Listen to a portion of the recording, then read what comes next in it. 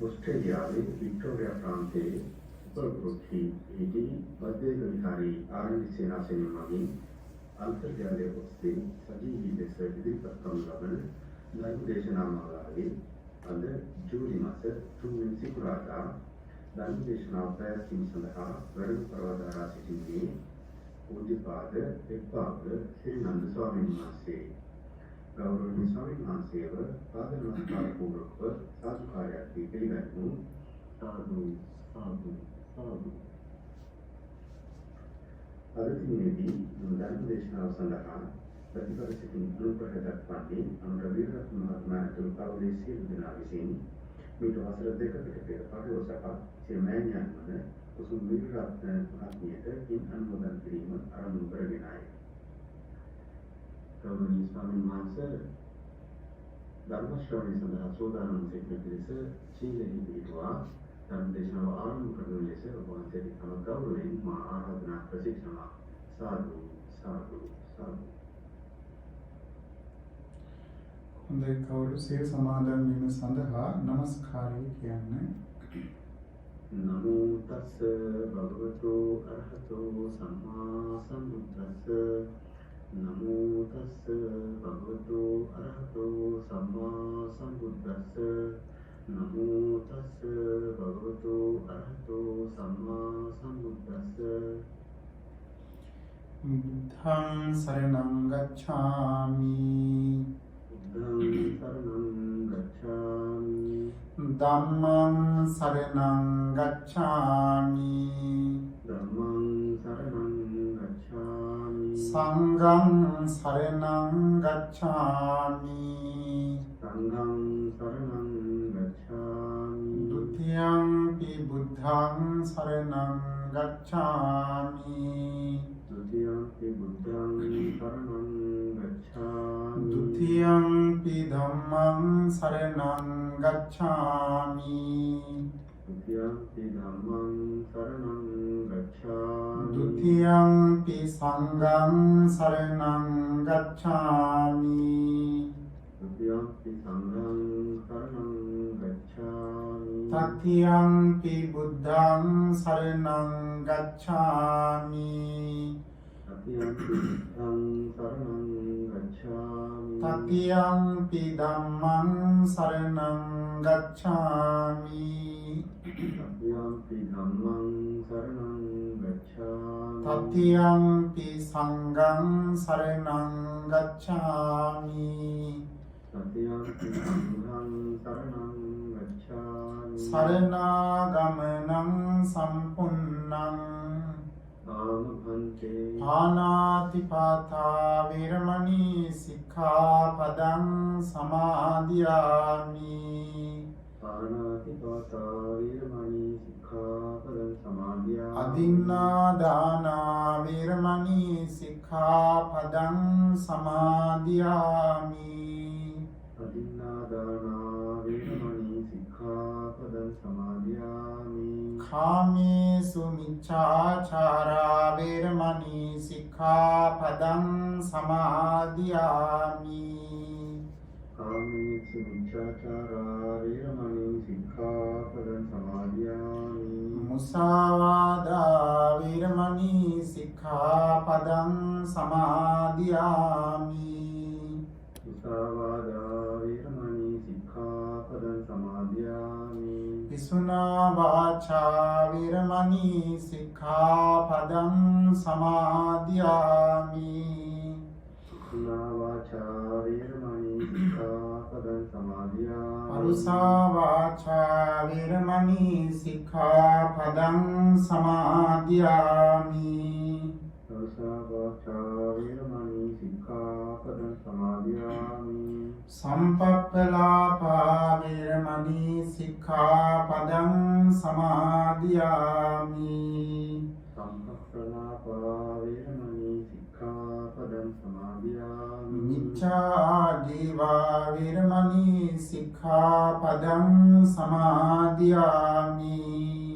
මිච්ඡාජීවා වේරමණී සික්ඛාපදං සමාදියාමි උතුම් තිසරණ සහිත වූ ධර්ම සහිත වූ ආජීව අෂ්ටමක සීලය ආජීව අෂ්ටමක සීලය මෙලොව යහපත පිණිසද මෙලොව යහපත පිණිසද පරලොව සුගතිය පිණිසද පරලොව සුගතිය පිණිසද අමා නිවන් සුව අවබෝධය පිණිසද අමා නිවන් සුව අවබෝධය පිණිසද උපකාර වේවා උපකාර වේවා තිසරණේන සද්දින් ආජීවට්ටමක සීලං ධම්මං සාදුකං සුරක්ෂිතං කତ୍වා අපමාදේන සම්පාදේ තම්බං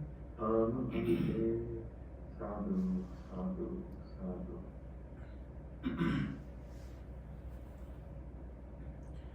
නමෝ තස්ස භගවතු අරහතෝ සම්මා සම්බුද්දස්ස නමෝ තස්ස භගවතු අරහතෝ සම්මා සම්බුද්දස්ස නමෝ තස්ස භගවතු අරහතෝ සම්මා සම්බුද්දස්ස සමුදයෝ සමුදයෝතිකෝ මේ භික්ඛවේ පුම්බේ අනනුසුතේසු ධම්මේසු චක්ඛුං උදපාදි ඥානං උදපාදි පඤ්ඤා උදපාදි විඤ්ඤා උදපාදි ආලෝකෝ උදපාදි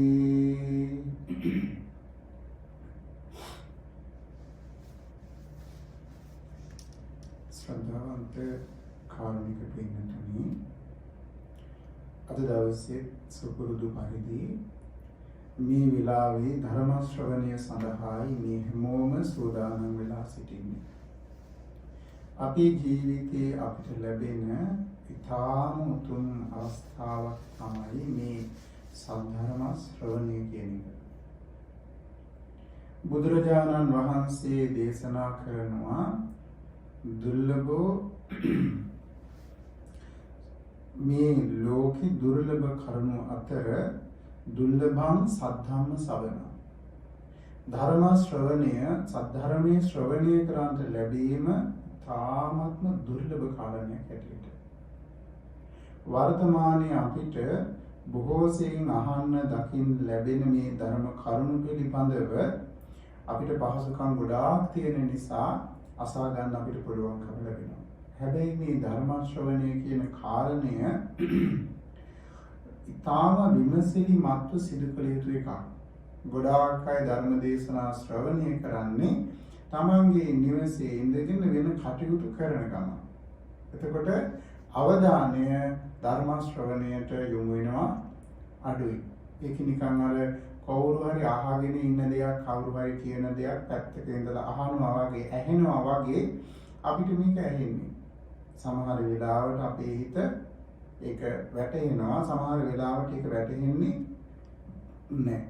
ඉතින් ඒ නිසා පින්නතුනේ අපි බොහොමත්ම උනන්දුවෙන් උත්සාහයෙන් එක බණ පදයක් හරි සිහියේ තබා ගන්නවා කියන අදිෂ්ඨානයෙන්ම මේ ධර්මයේ ශ්‍රවණය කරන්න ඕනේ. අට්ඨිකත්වා මානසිකත්වා සබ්බං චේතසෝ සමන්නා හරිත්වා ඕහිත සෝතෝ ධම්මං සුනාති කියලා දේශනාවේ සඳහන් වෙනවා. ඒ කියන්නේ බොහොම කල්ප කෝටි ගණනකින්වත් මට අහන්න දකින්න නොලැබෙන සුන්දර ධර්මයක් මම ශ්‍රවණය කරනවා කියන ගෞරවයෙන්ම ඒ ධර්මයේ ශ්‍රවණය කරන්නට යොමු වෙන්න ඕනේ. ඒ විදිහට අවධානයෙන් මේ ධර්මය අහන්න පටන් ගත්තාම තමයි මේ ධර්මය අර්ථ වශයෙන් වැටහෙන්න පටන් ගන්නේ. අපේ මේ ජීවිතයේ සැබෑ වූ කතන්දරයේ පිළිබඳව බුදුරජාණන් වහන්සේ නොයෙක් වර පෙන්වා දීලා තිබෙනවා. අපි දන්නේ බොහොම සීමිත ප්‍රමාණයක් නේද? අපිට මේ ජීවිතයේ දිහා දැක්කහම බැලුවහම අපිට පේන්නේ අපි මේ ලෝකේ උපදිනවා, හැදෙනවා, වැඩෙනවා, යුතුයකම් වගකීම් ඉෂ්ට කරනවා, ජීවත් වෙනවා. අපේ මේ ජීවිත කාලය ඇවෑමෙන් අපි මරණයටපත් වෙලා යනවා.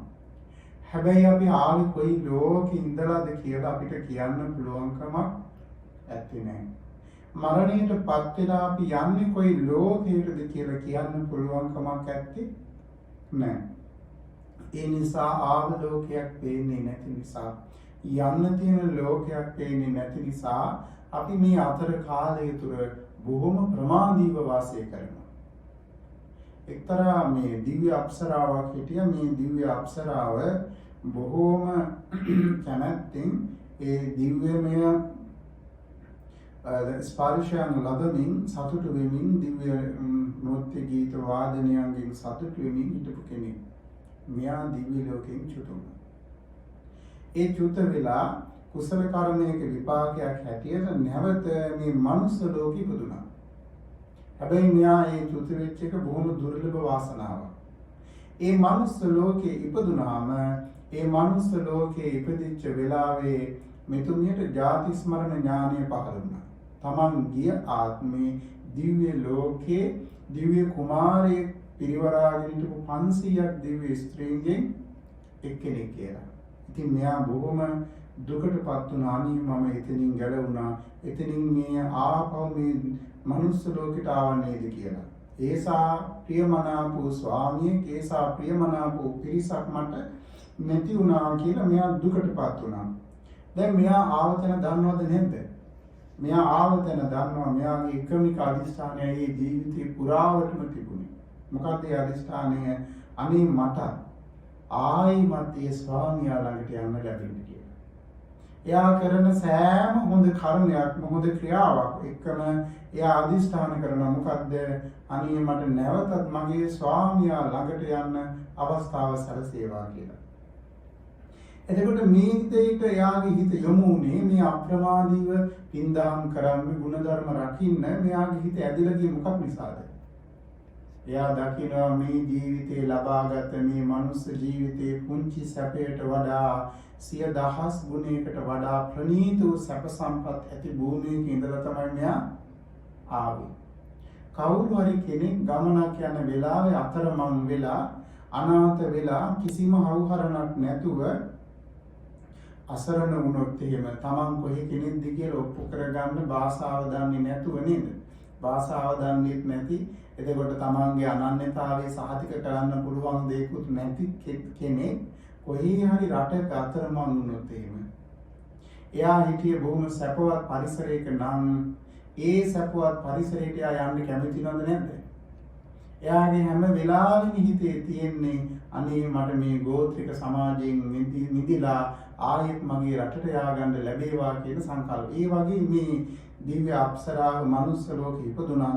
මෙයාගේ හිත තිබුණ එකම එක ඉලක්කයක් වෙනුවෙන්මයි. මොකක්ද ඒ ඉලක්කය? මට නැවතත් ඒ සුන්දර වූ දිව්‍ය තලයට ගිහිල්ලා දිව්‍ය සැප විඳින්න ලැබේවා. එතකොට මේ අපේ අතීතය ගැන අපි දන්නවනම්, අපි මොකේ හිටියද කියලා දන්නවනම්, කොහෙටද යන්නේ කියලා දන්නවනම් අපිට යම් කිසි අප්‍රමාද බවක් ගොඩ නැගෙනවා. නමුත් පින්නතුනි අවාසනාවක මහත කියන්නේ මේ භවයේ නැමැති දූවිල්ලෙන් මේ සියල්ලම වැහිලා ගිහිල්ලා අතීත භවයන්ගේ තොරතුරු අපිට මේ භවයේදී ලැබෙන්නේ නැහැ. පුංචි කාලේ සමහර වෙලාවට පුංචිම දරුවෝ කාලේ අපිට ඒ වගේ පුංචි මතකයන් තියෙනවා. හැබැයි ඒවත් මැකිලා යනවා.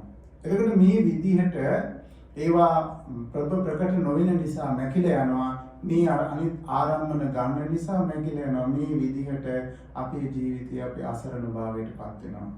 අර කුමාරිකාව මොකද කරේ? එතුමිය පුළුවන් තරම් පින්දාම් කරගෙන බුදුරජාණන් වහන්සේ වැඩ ඉන්න කාලේ නිසා පිරිස කිව්වා මේ මෙතෙන්ට ගියපොම් ගොඩාක් හොඳට පින් කරගන්න පුළුවන්. බුදුරජාණන් වහන්සේ වඳින්න ගියා.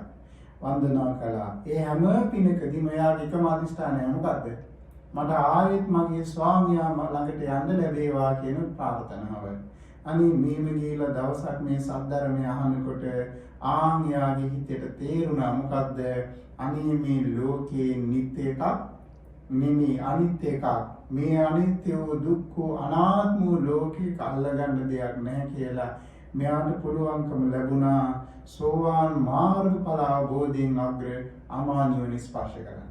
එතකොට බලන්නේ මනුස්ස ලෝකේ ඉපදිලා බුදුරජාණන් වහන්සේ වැඩ ඉන්න කාලේ ඒ භාග්‍යවතුන් වහන්සේගෙන් ධර්මය අහලා ඒ ධර්මයේ ජීවිතයට සම්බන්ධ කරගන්න යා දක්ෂ වුණාද නැද්ද? එයාට ඕනුනේ තමන්ගේ පෙර ස්වාමියා ළඟට යන්නමයි. එයා නමුත් ඒ ධර්මය අහනකොට ඒ ධර්ම අනුසාරයෙන් සිහිය දියුණු කරගෙන යෝනිසෝ මනසිකාරය කරලා ආන්‍යයට පුළුවන්කම ලැබෙනවා ඒ කාලය ඇතුළත සෝවාන් මාර්ගඵල අවබෝධයට පත් වෙන්න.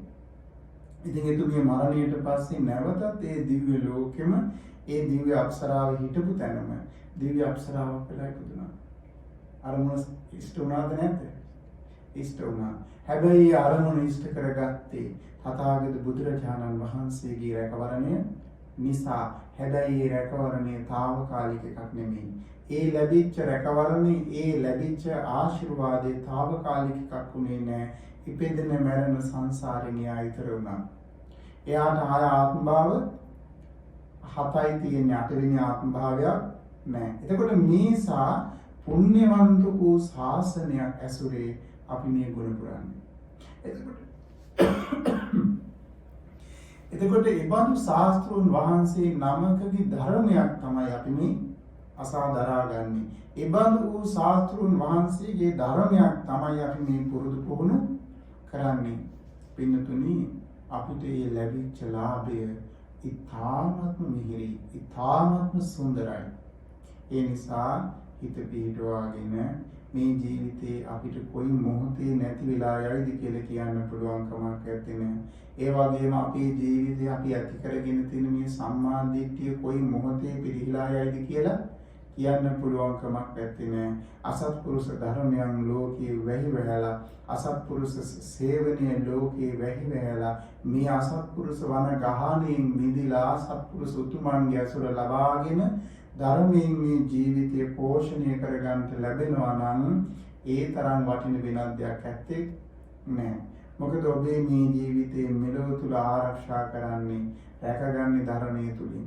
ඔබ මේ පරලොවට යනකොට යන පරලොව ගමනේ ඔබට පිහිට පිනිස, ආරක්ෂාව පිනිස, ඔබේ ජීවිතයේ සැපේ පිනිස පවතිනවා නම් පවතින්නේ කුසල ධර්මයමයි. මේ ධර්මයේ සුරක්ෂිත භාවය තුල කොට නැගුණු හිතමයි.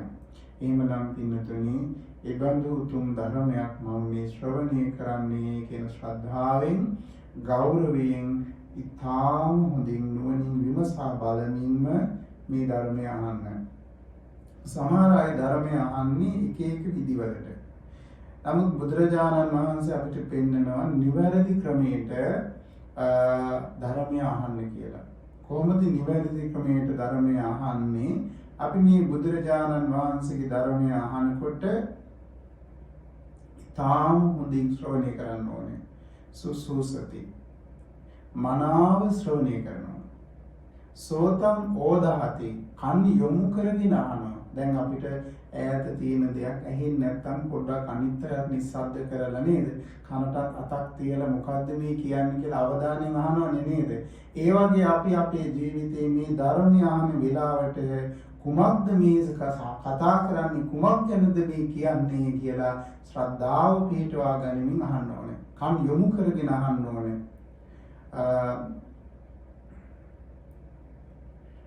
ඊළඟට අනුලෝමිකාය කන්තිය සමන්නාගතෝ හොති. මේක තමන්ගේ ජීවිතයට කලපා බලමින්ම මේ ධර්මයේ ශ්‍රවණය. දැන් මෙතන සීලය ගැන කතා කරනවා නම්, සමාධිය ගැන කතා කරනවා නම්, ප්‍රඥාව ගැන කතා කරනවා නම්, අනේ මගේ ජීවිතෙත් මෙබඳු ස්වභාවයන් තියනවාද, මා තුළ යම් පමණකට හරි සීලය තියනවාද කියලා තමන්ට ගලපා බලමින්ම මේ ධර්මය අහන්න ඕනේ. ඊළඟට මේ ධර්මය අහනකොට අපි සමහර අය තියෙනවා මේ උපාරම්භ චිත්ත ඇද හොයන ගතියෙන් තමයි බණ අහන්නේ. එතකොට ඒකට කියනවා බුදුරජාණන් වහන්සේ ධර්මය අහන්න කියනවා අත්තං ගන්හාති. අදාළ දේ අර්ථය ගන්න දක්ෂ වෙන්න කියලා ධර්මය අහන කෙනා. අනත්තං රිංචති. තමන්ට නොගැලපෙනවා නම්, තමන්ට නොතේරෙනවා නම් ඒක අතහරින්මින් ධර්මය අහන්න කියනවා. ගොඩාක් අය බණ අහන වෙලාවට ඔය කරන එක වැරද්දක් තමයි. දේශනාව අහගෙන ඉන්නවා. තමන්ට නොතේරෙන දෙයක් තියෙනවා. හැබැයි එයාට ඒකේ අර්ථය විමසන්න දන්නේ නැහැ. එයා මොකද කරන්නේ? මේක වැඩක් නැහැ කියලා එයා ඒකෙන් අයින් වෙනවා. සමහර වෙලාවට තමන් දරාගෙන ඉන්න සමහර අදහසක් තියෙනවා. ඒකට නොගැලපෙන අදහසක් මෙතන කියවෙනවා. එතකොට මොකද කරන්නේ? ඒ නිසා අනේ මේක අහලා වැඩක් නැහැ කියලා අදහරිනවා. හැබැයි බුදුරජාණන් වහන්සේ අපිට පෙන්නනවා අත්තං ගන්හාති අදාළ දේ අර්ථය අරගන්න දක්ෂ වෙන්න අදාළ නැති දේ අයින් කරන්න. ඒ මොහොතේ ඒ කොටස අයින් කරලා දාලා ඔබ ඔබේ අවධානය ධර්මයේ තුල පිහිටවාගෙන ධර්ම ශ්‍රවණය කරන්න. මේ ලෝකේ ස්වාමීන් වහන්සේලා මේ ධර්මයේ දේශනා කරන්නේ තම තමන්ගේ අත්දැකීම් නෙමෙයි. එහෙනම් කාගේ අත්දැකීමක්ද මේ කියන්නේ? තථාගත බුදුරජාණන් වහන්සේගේ අත්දැකීම ලෝකයට විස්තර කරලා දෙන්නේ. හැබැයි මේ ධර්මයේ සඳහන් කරන්නේ ඒ භාග්‍යවත් බුදුරජාණන් වහන්සේ අවබෝධයට පත්වෙච්ච මාර්ගය. ඒ මාර්ග ප්‍රතිපදාවම බුදුරජාණන් වහන්සේ අපිට පෙන්වනවා මෙන්න මේකයි මාර්ගය. මේ මාර්ගයේ ගමන් කරන්න කියලා. එහෙම දේශනා කරනකොට අපි ශ්‍රද්ධාවෙන් පිහිටලා ඒ ධර්ම මාර්ගයේ ගමන් කරන්න දක්ෂ කෙනෙක් වෙන්න ඕනේ. හැකියාව තියෙන කෙනෙක් වෙන්න ඕනේ. එහෙම නොමැති වුණොත් අපිට අපි ධර්මයෙන් අයින් වෙලා යනවා. එතකොට මේ කියන ස්වාමීන් වහන්සේලා මේ ධර්මයේ ප්‍රකාශ කරන්නේ ඒක තම තමන් අඳුනගන්න විදිහට. ඒ නිසා දේශකයන් වහන්සේලා කීප නමක් දේශනා කරන දේශනාවන් මනමින් ශ්‍රවණය කරනකොට අපිට තේරෙනවා භාග්‍යවතුන් වහන්සේ මොන වගේ අර්ථයක්ද අපිට මේ දේශනා කරලා තියෙන්නේ කියලා. ඉතින් ඒ නිසා දැන් අපි අද කතා කරන්නේ බොහෝ වෙලාවට පටිච්චසමුප්පාද ධර්මයේ පිළිබඳව නගර සූත්‍රය කියන සූත්‍ර දේශනාව තමයි අපි අද මාතෘකා ස්ථානයේ තබාගත්තේ සංයුත්ත නිකායට අයිති.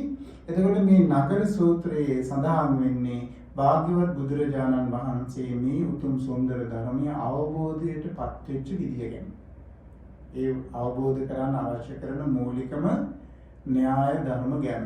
එතකොට මේ කරුණ ගැන බුදුරජාණන් වහන්සේ පෙන්වා වදාරමින් අද මේ දේශනාව අපි දේශනා කරන්න බලාපොරොත්තු වෙනවා. එතකොට මේ දේශනාවල් නොයෙකුව ආසා ඇති දරාගෙන ඇති නැවත ආනකොට අපිට අර මේ දේශනාවේ අර්ථය වැටහෙන්න පටන් ගන්නවා. එක දේශනාවක් එක්වරක් අහනකොට ඔබට දැනෙන අවබෝධයට තේරුම් ගැනීමට වඩා නැවත වරක් එම දේශනාවම ශ්‍රවණය කරද්දී ලොකු අවබෝධයක් හිතට නැගිනවා.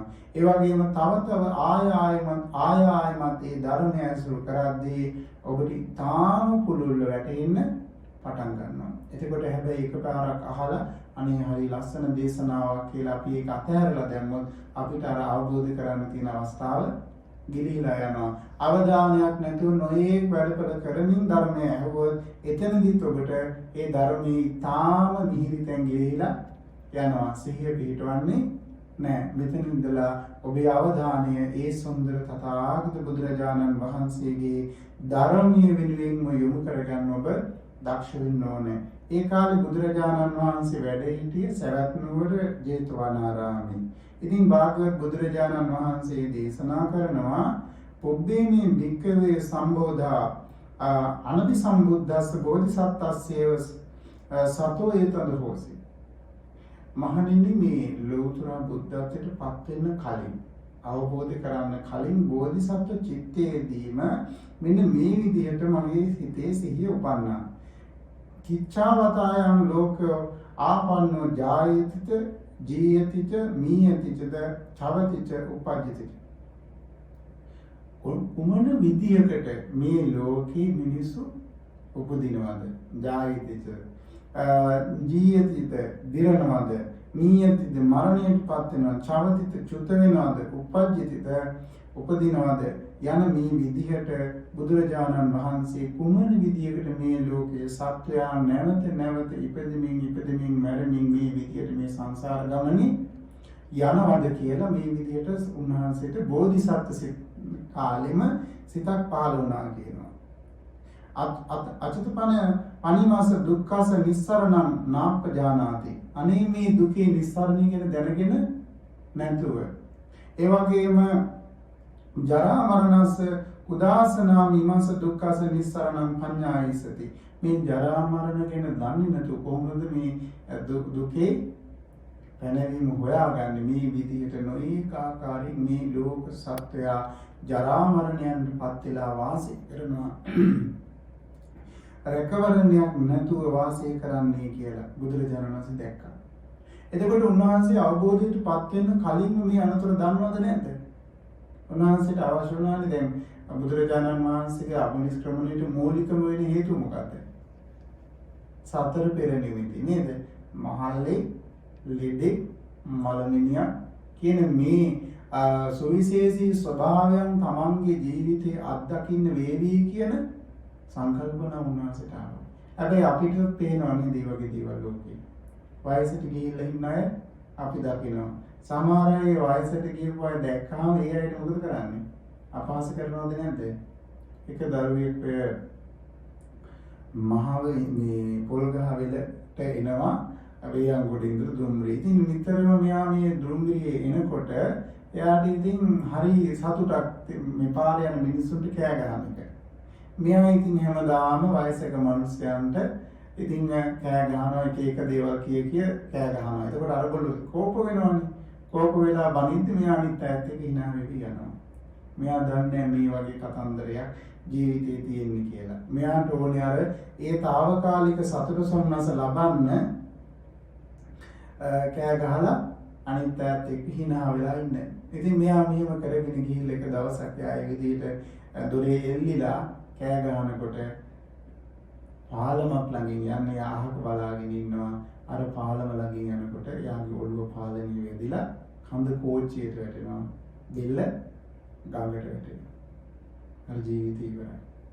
එතකොට අපිට මේ මහලු කෙනෙක් දැක්කා කියලා අපිට මේක හිතෙනවද? දැන් අර දරුවට හිතුණාද? එයාට මේ ඒ අය අවසන්ද එයා අවස්ථාවක් කරගත්තා ඒක. හැබැයි මේ බෝධිසත්වයන් වහන්සේගේ මේ මනසේ මේකක් නෙමෙයි. වජිරමය ප්‍රඥාවකින් යුක්ත මහා පුදුමාකාර විදියට මේ ලෝකයේ සැබෑ වූ தත්ත්වය දකින්න පුළුවන් නුවණක් උන්වහන්සේගේ තිබුණාද නැද්ද? තිබුණා. ඒ භාග්‍යවත් බුදුරජාණන් වහන්සේ බෝසත් අවදීම ඒ මහණු ස්වરૂපය දැක්කාම එක පාරටම ඇහුවේ මොකද්ද? අපිත් එහෙම වෙනවද කියලා. ඉතින් අපිත් එහෙම වෙනවද කියලා අහලා අනේ මේ විදියට වයසට යනවා නම් මේ විදියට හැම රැළිවෙටට ඇවිද ගන්න බැරුව අසරණ වෙනවා නම් මේ ජීවිතෙන් ඇති වැඩේ මොකද්ද කියලා අන්න හිතන්න පටන් ගත්තා. බලන්න මූලික කාලෙම ඒ දේවල් හිතන්න පුරුදු වෙච්ච විදිය. ඊළඟට ලෙඩෙක් දැක්කාම ව්‍යාධීන් පීඩා විඳින රෝගී තත්ත්වයන්ගෙන් පීඩා විඳින අසරණ වෙලා ඉන්න සත්‍යෝ දැක්කාම දැන් අද වර්තමානයේ නම් ගොඩක් අය පීඩ වෙනවනේ. උදව් කරන්න පෙළඹෙනවා. හැබැයි සමහර අය ඒ පිළිකුල් කරනවා. එතකොට මේ විදියට ලෝකයේ දකිද්දී ඒ බෝසත්යන් වහන්සේ දැක්කේ අනේ අපේ මේ අවාසනාවන්ත ජීවිතේ මොනතරම් අනුතුරුදායකයිද අපිත් මේ විදියට ලෙඩ වෙලා යනවා නේද කියලා නේ. මරණයටපත් වෙච්ච කෙනෙකුගේ ජීවිතය දැකපු වෙලාවෙත් උන්වහන්සේ කල්පනා කරා කට්ටිය අඬාගෙන පිටිපස්සෙන් යනවා. කට්ටියක් මේ දේහය ලී මැස්සක් උඩ තියලා ගංගානම් ගඟට හැරගෙන යනවා පුච්චලා ගඟට විසි කරන්න. මේක දැක්කාම පුදුමාකාර සංවේගයක් ඇති වුණා. අනේ මේ මිනිස්සු ඇයි මෙච්චර අඬන්නේ? මේ මිනිස්සයා ජීවත් වෙලා ඉඳලා මැරිලා ගිහිල්ලා. ඒ මරණය දැක්වාම බෝසත් සිතේ ලොකු සංවේගයක් ඇති වුණා.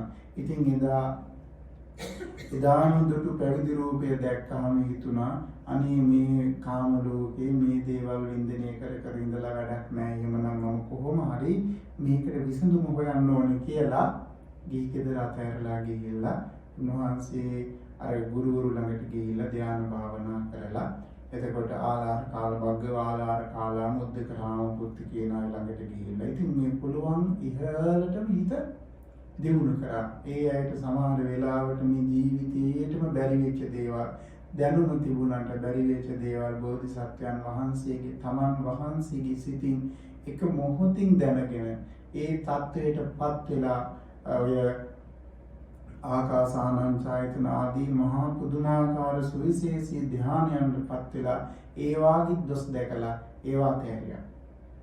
ඉතින් මෙහෙම අතහැරලා කල්පනා කරා මේ විදිහට නම් මේක අවබෝධ කරන්න බෑ කියලා. ඊට පස්සේ ඒ කාලේ මතයක් තිබුණා ශරීරයට අධික ලෙස දුක් දෙනවා. දුක් දීලා බැලුවා ඒත් හරි ගියේ නෑ.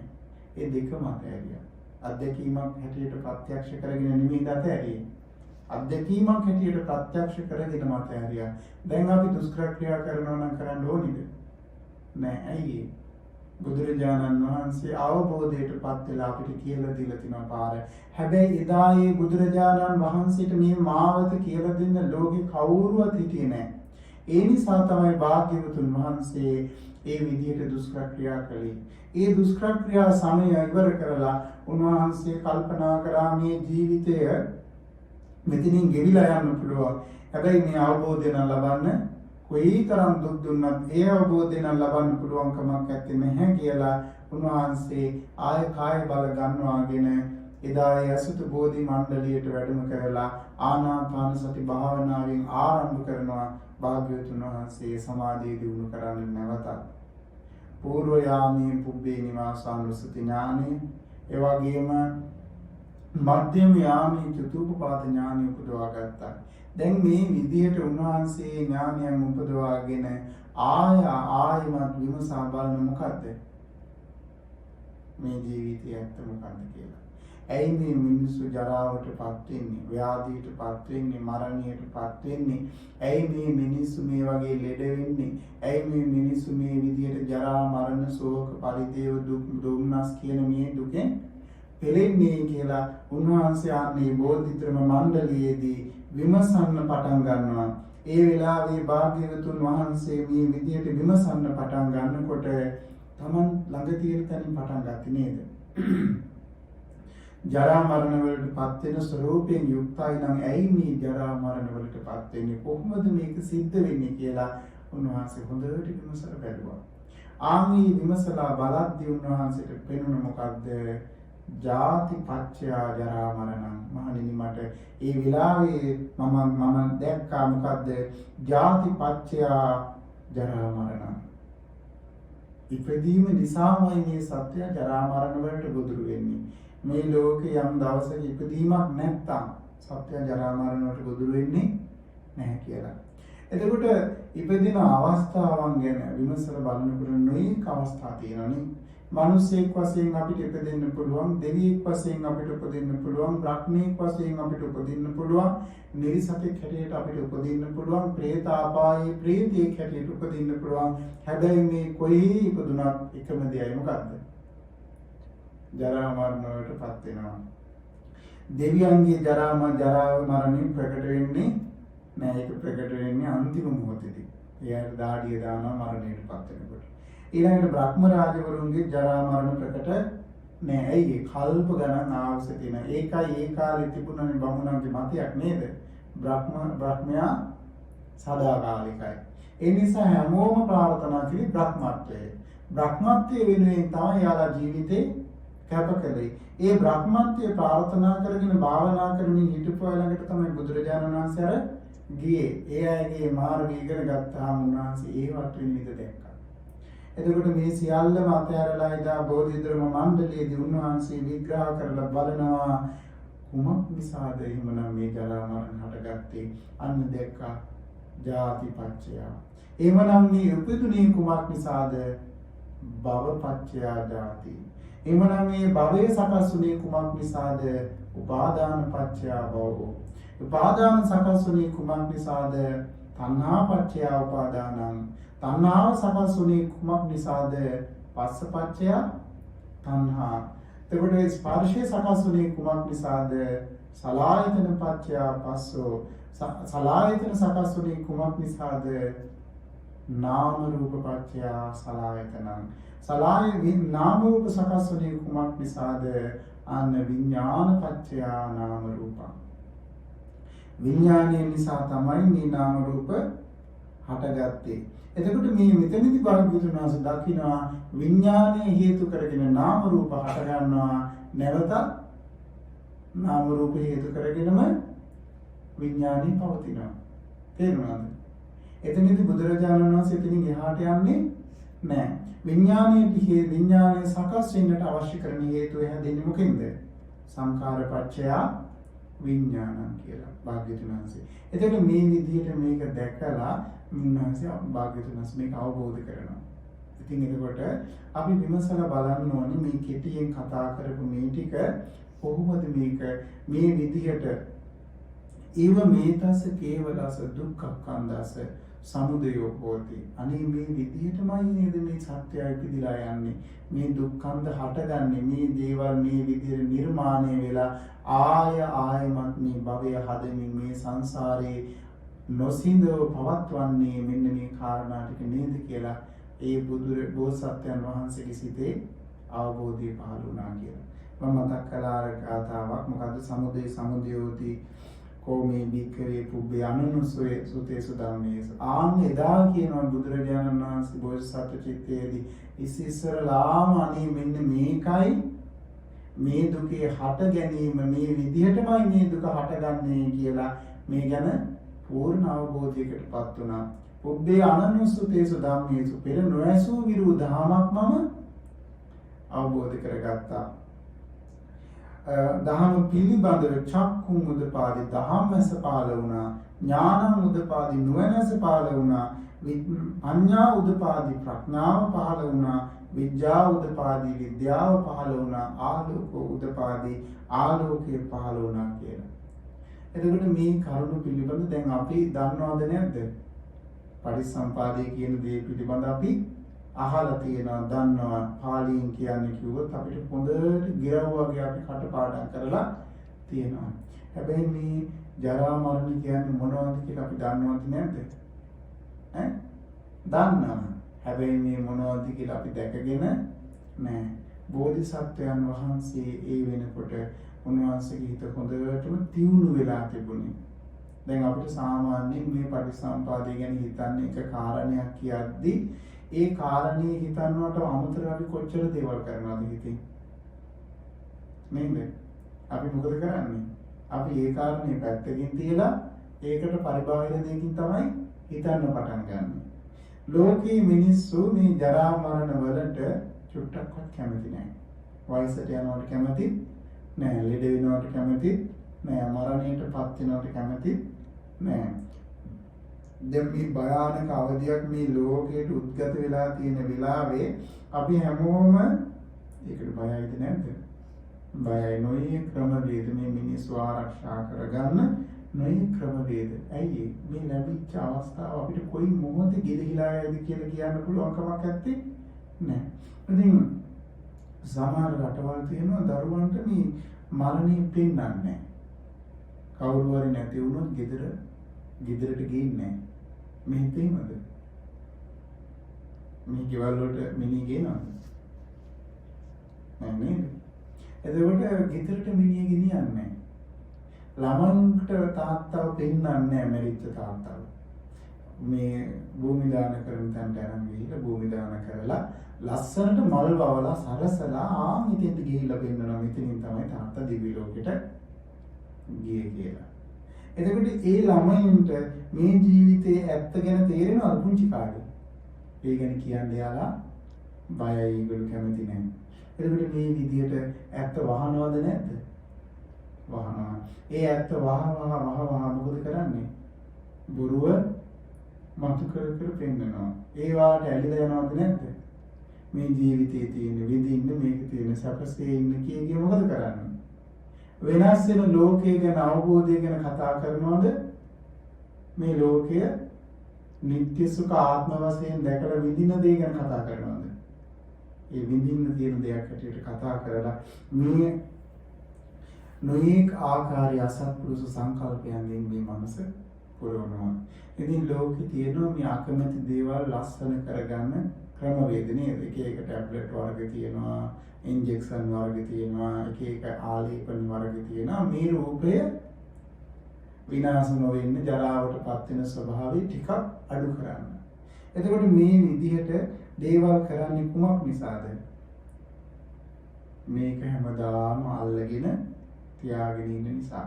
එතකොට මේ අල්ලගෙන ඒකෙම ඇලිලා ඒකෙම වෙහෙස කරගෙන ඒකේම läගගෙන ඉන්න අපිට අවබෝධය කරා යන්න නෝන පහළ වේද? පහළ වෙන්නේ නැහැ. ඉතින් භාග්‍යවතුන් වහන්සේ විමසා බැලුවා. හැබැයි බුදුරජාණන් වහන්සේගේ ජීවිතේ අපි වගේ දුකසේ ගත කරපු එකක් නෙමෙයි. උන්වහන්සේ රාජකුමාරයෙක් හැටියට බොහොම සර්ව සම්පත් විඳිද්දී නමුත් උන්වහන්සේ මේ ලෝකයේ ඇත්ත දකින්න පුළුවන් වුණා. ඉතින් මේ අවබෝධයටපත් වෙනකොට උන්වහන්සේ කල්පනා කරා මේ ලෝක සත්වයා ජරා මරණයට කියන්නේ ජරා මරණ ශෝක පරිදේව දුක් දුම්නස් ආදී අනන්ත දුකටපත් වෙන හේතුව එහෙමනම් ඉපදුනේ නැතිනම් මේ එකක්වත් සිද්ධ වෙන්නේ නැහැ. අතීතයේ මේ ලෝකයේ සත්‍යයන්ට කොහොමද මේක ඇති වුනේ කියලා බලනකොට අතීතයේත් එහෙමයි.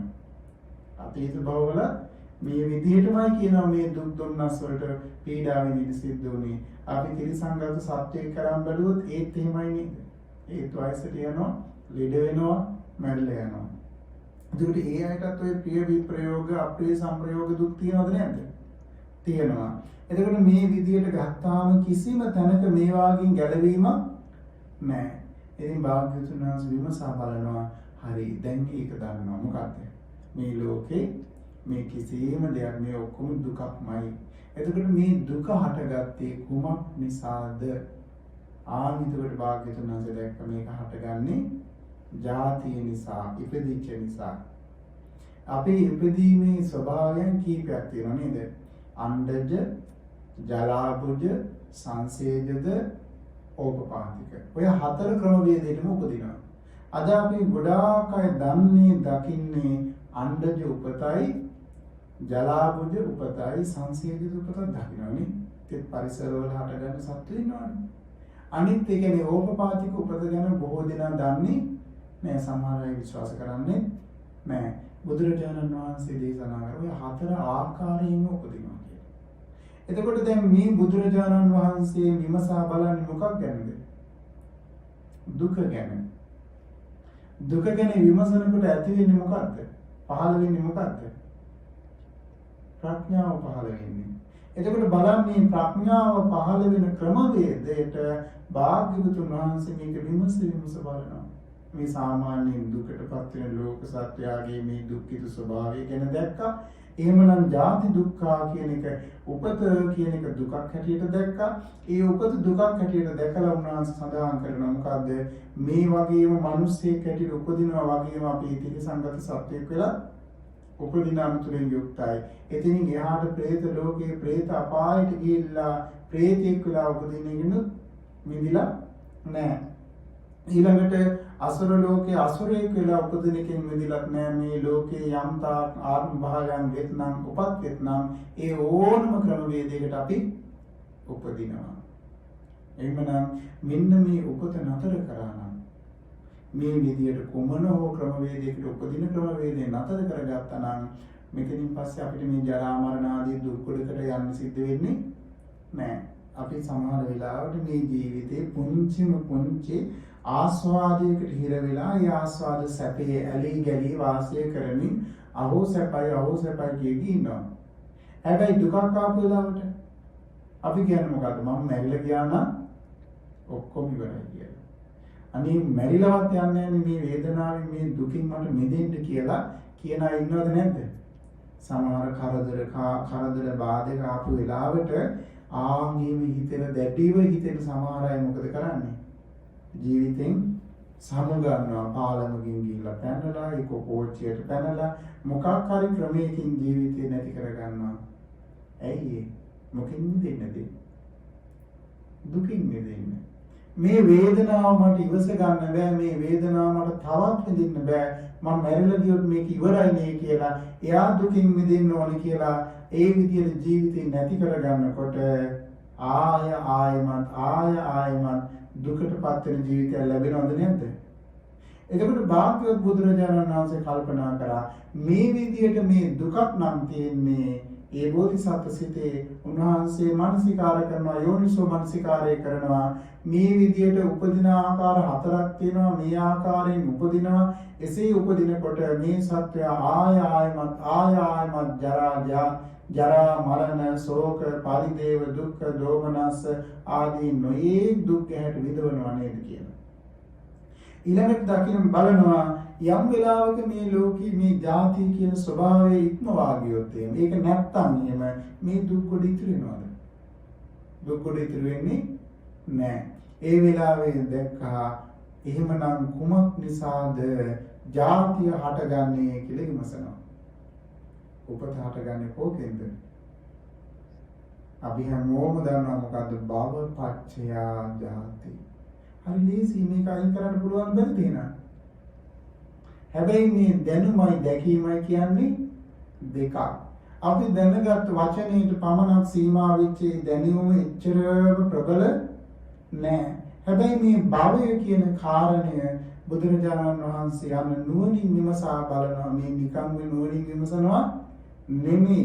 බොහෝම ගැඹුරු වූ සමාධියට යුක්ත වෙලා ඒ සමාධියෙන් නැගී සිටලා මේ කරුණ විග්‍රහ කරලා බලන්නේ. විනිවිද බලනවා. විනිවිද දකිමින් ඒ කරුණ විග්‍රහ කරමින් දකින්නේ මේක. හරියට නිකන් කිසිම දෙයක් වහන්න බැරි වජිරමය වූ නුවණකින් මේවා මේ විශ්ලේෂණය කරලා බලන්නේ. අපිට මේ සාමාන්‍යයෙන් හිතා ගන්නවත් බෑ. දැන් දුක කියලා තේරුම් ගත්තනේ කවුද? අපේ ශරීරත් ස්වාමීන් වහන්සේ නේද? ගිහි කාලේ උපතිස්ස පරිබ්‍රාජකතුමා මේක මා දුක් ගොඩක් අනේ මේක වැඩක් නැහැ කියලා අතහැරලා දාලා ගියානේ. සෝඩස මහා ප්‍රඥාවෙන් යුක්ත ඒසා මුනිවරයන් වහන්සේ නමකටත් බුදුරජාණන් වහන්සේගේ ධර්මය අසා දරා ගන්න කම්ම මේක බැරි වුණා නේද? එහෙමනම් මේ කවදාවත් අහලා නැතුව දැකලා නැතුව මෙහිම දෙයක් මේ ලෝකේ තියෙනවා කියලා දන්නේ දැන් අපි මේ බුදුරජාණන් වහන්සේ කියලා දීපු නිසා අද අපි ගිරව් වගේ කටපාඩම් කරගෙන දුකට හේතුව මොකද්ද? ඉපදීමට හේතුව මොකද්ද කියලා අහපු ගමන් අපිට උත්තරයක් තියෙනවද නැද්ද? හැබැයි ලෝකේ කී දෙනාද මේක දන්නේ? අද ලෝකේ ගත්තොත් ඉන්නවා කෝටි 700 ගාණක් 770 ගාණක් ඉන්නවලු.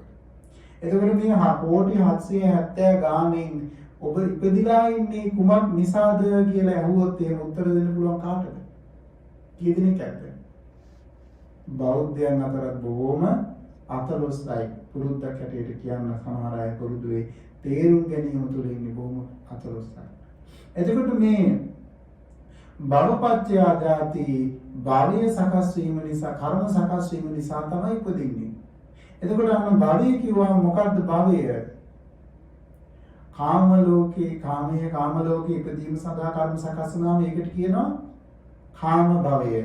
රූප ලෝකේ විපාක පිණිස කර්ම සකස් වුණාම ඒකට කියනවා රූප භවය. අරූප ලෝකේ විපාක පිණිස කර්ම සකස් වුණාම ඒකට කියනවා අරූප භවය. එතකොට බුදුරජාණන් වහන්සේ එක තැනක අහනවා ආනන්ද ස්වාමීන් වහන්සේගෙන් කාමදත්තාතු වේපච්චක්ඛානන්ද කම්මං නාභවිස්සති අපිනිකෝ කාමභවං පඤ්ඤාපේත. කාමධාතුවේ විපාක පිණිස කර්ම සකස් වෙන්නේ නැත්තම් කාම ලෝකයේ විපාක පිණිස කර්ම සකස් වෙන්නේ නැත්තම් කාම භවය පණවන්න පුළුවන්ද කියලා. පුළුවන් පණවන්න. බෑ. අපි ජීවිතේ දැන් ඔබ මම අපි හැම දිනම මේ ධර්මයාන හැමෝම ඉපදිලා ඉන්නේ මොන ලෝකෙද? කාම භවයේද රූප භවයේද? කාම භවයේ. එතකොට මේ අපි ඉපදිලා ඉන්නේ මේ මනුස්ස ලෝකෙටයි කාම භවයට. එතකොට කාමයන් ඇසුරු කරමින් වාසය කරන කාමයන්ම අල්ලාගෙන කාමයන්ගෙම බැඳී පවතින කාමයන්ම අතහැර ගන්න බැරුව ඒ කාම තණ්හාවෙන් වෙලිලා බැඳිලා පැටලිලා ඉන්න ස්වභාවයකින් වාසය කරන යම් සිතක් වෙත්නම් ඒ සිත් බැසගන්නේ කොහෙටද? මේ කාම ලෝකයටමයි. එතකොට මේ කාම ලෝකයේ සුගති තියෙන්නේ 7යි. මොනවද මේ සුගති 7? දිව්‍ය ලෝක 6යි මනුස්ස ලෝකයයි. දුගති 4ක් තියෙනවා. එතකොට මේ 11 භූමියේ තියෙන මේ කාම ලෝකයේ උපත කරාගෙන යන්නේ. හැබැයි මේ 11 භූමිය අපි උපදිනවා මෙන්න මේ කාම භවය සකස් වුණොත්. හැබැයි කාම භවය සකස් වුණේ නැත්තම් කාම ලෝකේ විපාක වෙනස කර්ම සකස් වුණේ නැත්තම් දැන් මොන අර අහලා තියෙනව නේද? අර කවුද අපේ රජගහ නුවරද කොයිද ගහලියෙක් හිටියනේ. මෙයාට සරියුත් මහ රහතන් වහන්සේ වැඩම කරා දාන ටිකක් පූජා කරගන්න කියලා. ඉතින් දාන පූජා කරලා සරියුත් මහ රහතන් වහන්සේ ක්‍රමක්‍රමයෙන් යාට ධර්මයේ මතු කරලා දුන්නා. ඉතින් යාගේ ජීවිතේ හොඳට මේ ධර්මයේ පිළිබඳ සිහි කරලා ඒ ධර්මයේ මතක් කරලා අර කරපු අකුසල් ගැන අමතක කරලා වෙන කතාවකින් උන්වහන්සේ ධර්ම කරුණු පටන් ගත්තා. දැන් මේක අහගෙන ඉන්නකොට ඇයිව මේ වගේ ජීවිතයක් කොහොමද කියලා. අපායේ ජීවිතය හරිම දුක්ඛිතයි. එතකොට ඒ ගැන කිව්වම හිත ටිකක් බය වුණා. ස්වාමීනි එතකොට අපායේ එහෙම නේද? ඊට පස්සේ තිරිසන් අපාය ඊට වඩා හොඳයි කිව්වා.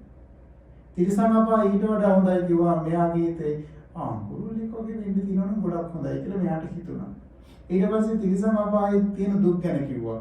අනේ ඉතින් එහෙම දුකක් තියෙනවද ස්වාමීනි? ඔව් කිව්වා. ඊට පස්සේ ප්‍රේත අපාය ඊට හොඳයි කිව්වා.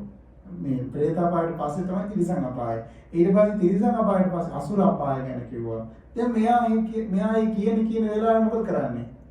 එයා හිත පිටුනානේ හරි ෂෝක් නේද ස්වාමීනි මේ භවයේ. එතන සැපක් තියෙනවා. එතකොට කිව්වා ඒ සැප වගේම තමයි මහා දුක් ගොඩකුත් තියෙනවා.